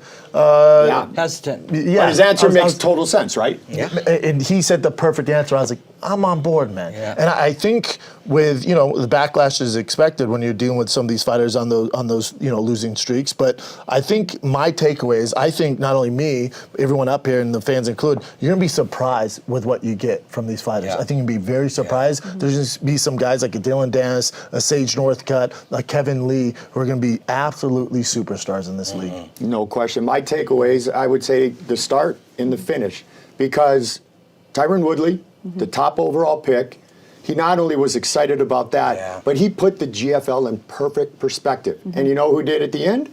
The All-American Chris Weidman. So they're here to fight. They're here to compete again. They are true legends of the sport, but they're also ambassadors of a new way to present the sport. And that, I think, is my biggest takeaway. And here's what's crazy. Now the work starts. This draft is all fun. Fun and games. We're in suits. This is all fun. yeah. This ain't shit. Now the work starts. Now they gotta fight. Now they got to fight, and we got to fly into those arenas. Like now, we haven't even begun, man. Well, I'm That's not the cutting exciting weight, and thing. I'm still wearing a suit. So. Can I add one more hot thing that was amazing? I'll speak for both of these two, getting to work with this legend. Oh, I know, dude. It's absolute legend. Yeah. And then you, Caroline. guys. Thank you so Thank much. you. Oh, it's all love here. It's all peaches and herb. If I could give mine as well, I just love the way, talking to a lot of the coaches and general managers tonight, they really thought about their strategy when it came into the draft. I was worried about that. I was worried, because fighters are fighters, we're meatheads, and I thought they were going to be like, not know their teams or the strategy, but Javier Mendez, these guys are on it, man. really Ray Longo, thought it they're on it. Strategy of the night, Ray Longo giving it to Chris Weidman intentionally in his face. Hilarious. Yeah, hilarious. Javier Mendez, sharp dude. yeah, you can can see we just got to win 4, and you're like, oh my God. That's what I mean. They really And Kane will thought this never through. be my boss. Thank you, Javi. Yeah. Amazing. Amazing stuff. Well, let's take one last look at tonight's Global Fight League 2025 draft. Grinding. Yeah. The wrestler, lot the of wins. Russian, the Dominant. Lot of wins. Physical dominance. If Luke Rockhold would just grapple, we're going to be all right. By we, I mean Dubai. Okay, Team Los Angeles. Alima Lay. Yeah. Stacked. She is a submission specialist. She brought the sport of MMA to her island. Lorenz and Larkin. She's a champ in the Mongoose, right? Yeah, Lorenz Larkin. Of course, we spoke to Uriah and Tony Ferguson as well. Team London. Gegard should have been the first overall pick, with all due respect to the great Tyron Woodley. I think that Alexander Gustafsson could give John Jones a good fight. You don't know anything. No, you don't know anything. Yeah, look at that. Alexander 225. Josh Hill. Remember? Josh Hill is That's true. a dominant bantamweight. Alexander Gustafsson at 225 is going to be a freaking Very dangerous, because he'll still be longer than most Keep it guys. rolling, Yes. Miami. Team Miami. Yeah. You sneak a Philippe Lins in under the radar down there too. Look at, there's a lot. Yeah, they're Hector. If somebody was trying to hurt my family and I could only get one person to help me, it'd be Hector Lombard. That dude is a scary, and a wonderful guy. Probably the strongest female team that we've seen. Their draft on the female side is super strong. Yeah. And how can you not be enthused with our interview with Paige Van San Zandt? Paulo. Henan Barao. Jeez. Tough team. Yeah. Douglas Lima. Shogun. Team Come Noble on. Real. Cowboy Oliveira. Yeah. Patricky Pitbull. And this one we Julio haven't Arce. said. Patricky Pitbull. Yes. In Bellator. Up there with the most finishes in Fabricio. Bellator history. That is a New big York one. City, Kevin Lee, number 1. Chris Weidman, number 2. Dylan Dennis was right near the end. And my but, buddy Lance Palmer. more people Great will- success. Yeah, Great I- success. I- OH Lance. I like Team New York. Dylan Dennis was late, but more people will talk about him than almost anyone, and the dude can actually choke you unconscious. Yeah, don't get it twisted. Yeah. Kid can- Let's be serious for a second. Yeah. All right, 6 very strong teams. Of course, we'll be visiting each of these cities for each of the events, which is something very exciting as well. I want to thank My cast members tonight, of course, Mike Goldberg, leadership first of all, as always, Robin Black, Brendan Sharp. You've had fun tonight? Yeah. And if we're going away, may I have the honor, please? Yeah. All right. It is all over, just like that. Here comes the Global Fight League. I can't do it any better than that, but all that's left to say is follow the GFL at MMA GFL, on Instagram at Global Fight League, and visit us at MMAGFL.com. Good night, and we will see you in April for the start of the GFL season. Think. New York, Sao Paulo, Miami, Dubai, London, LA.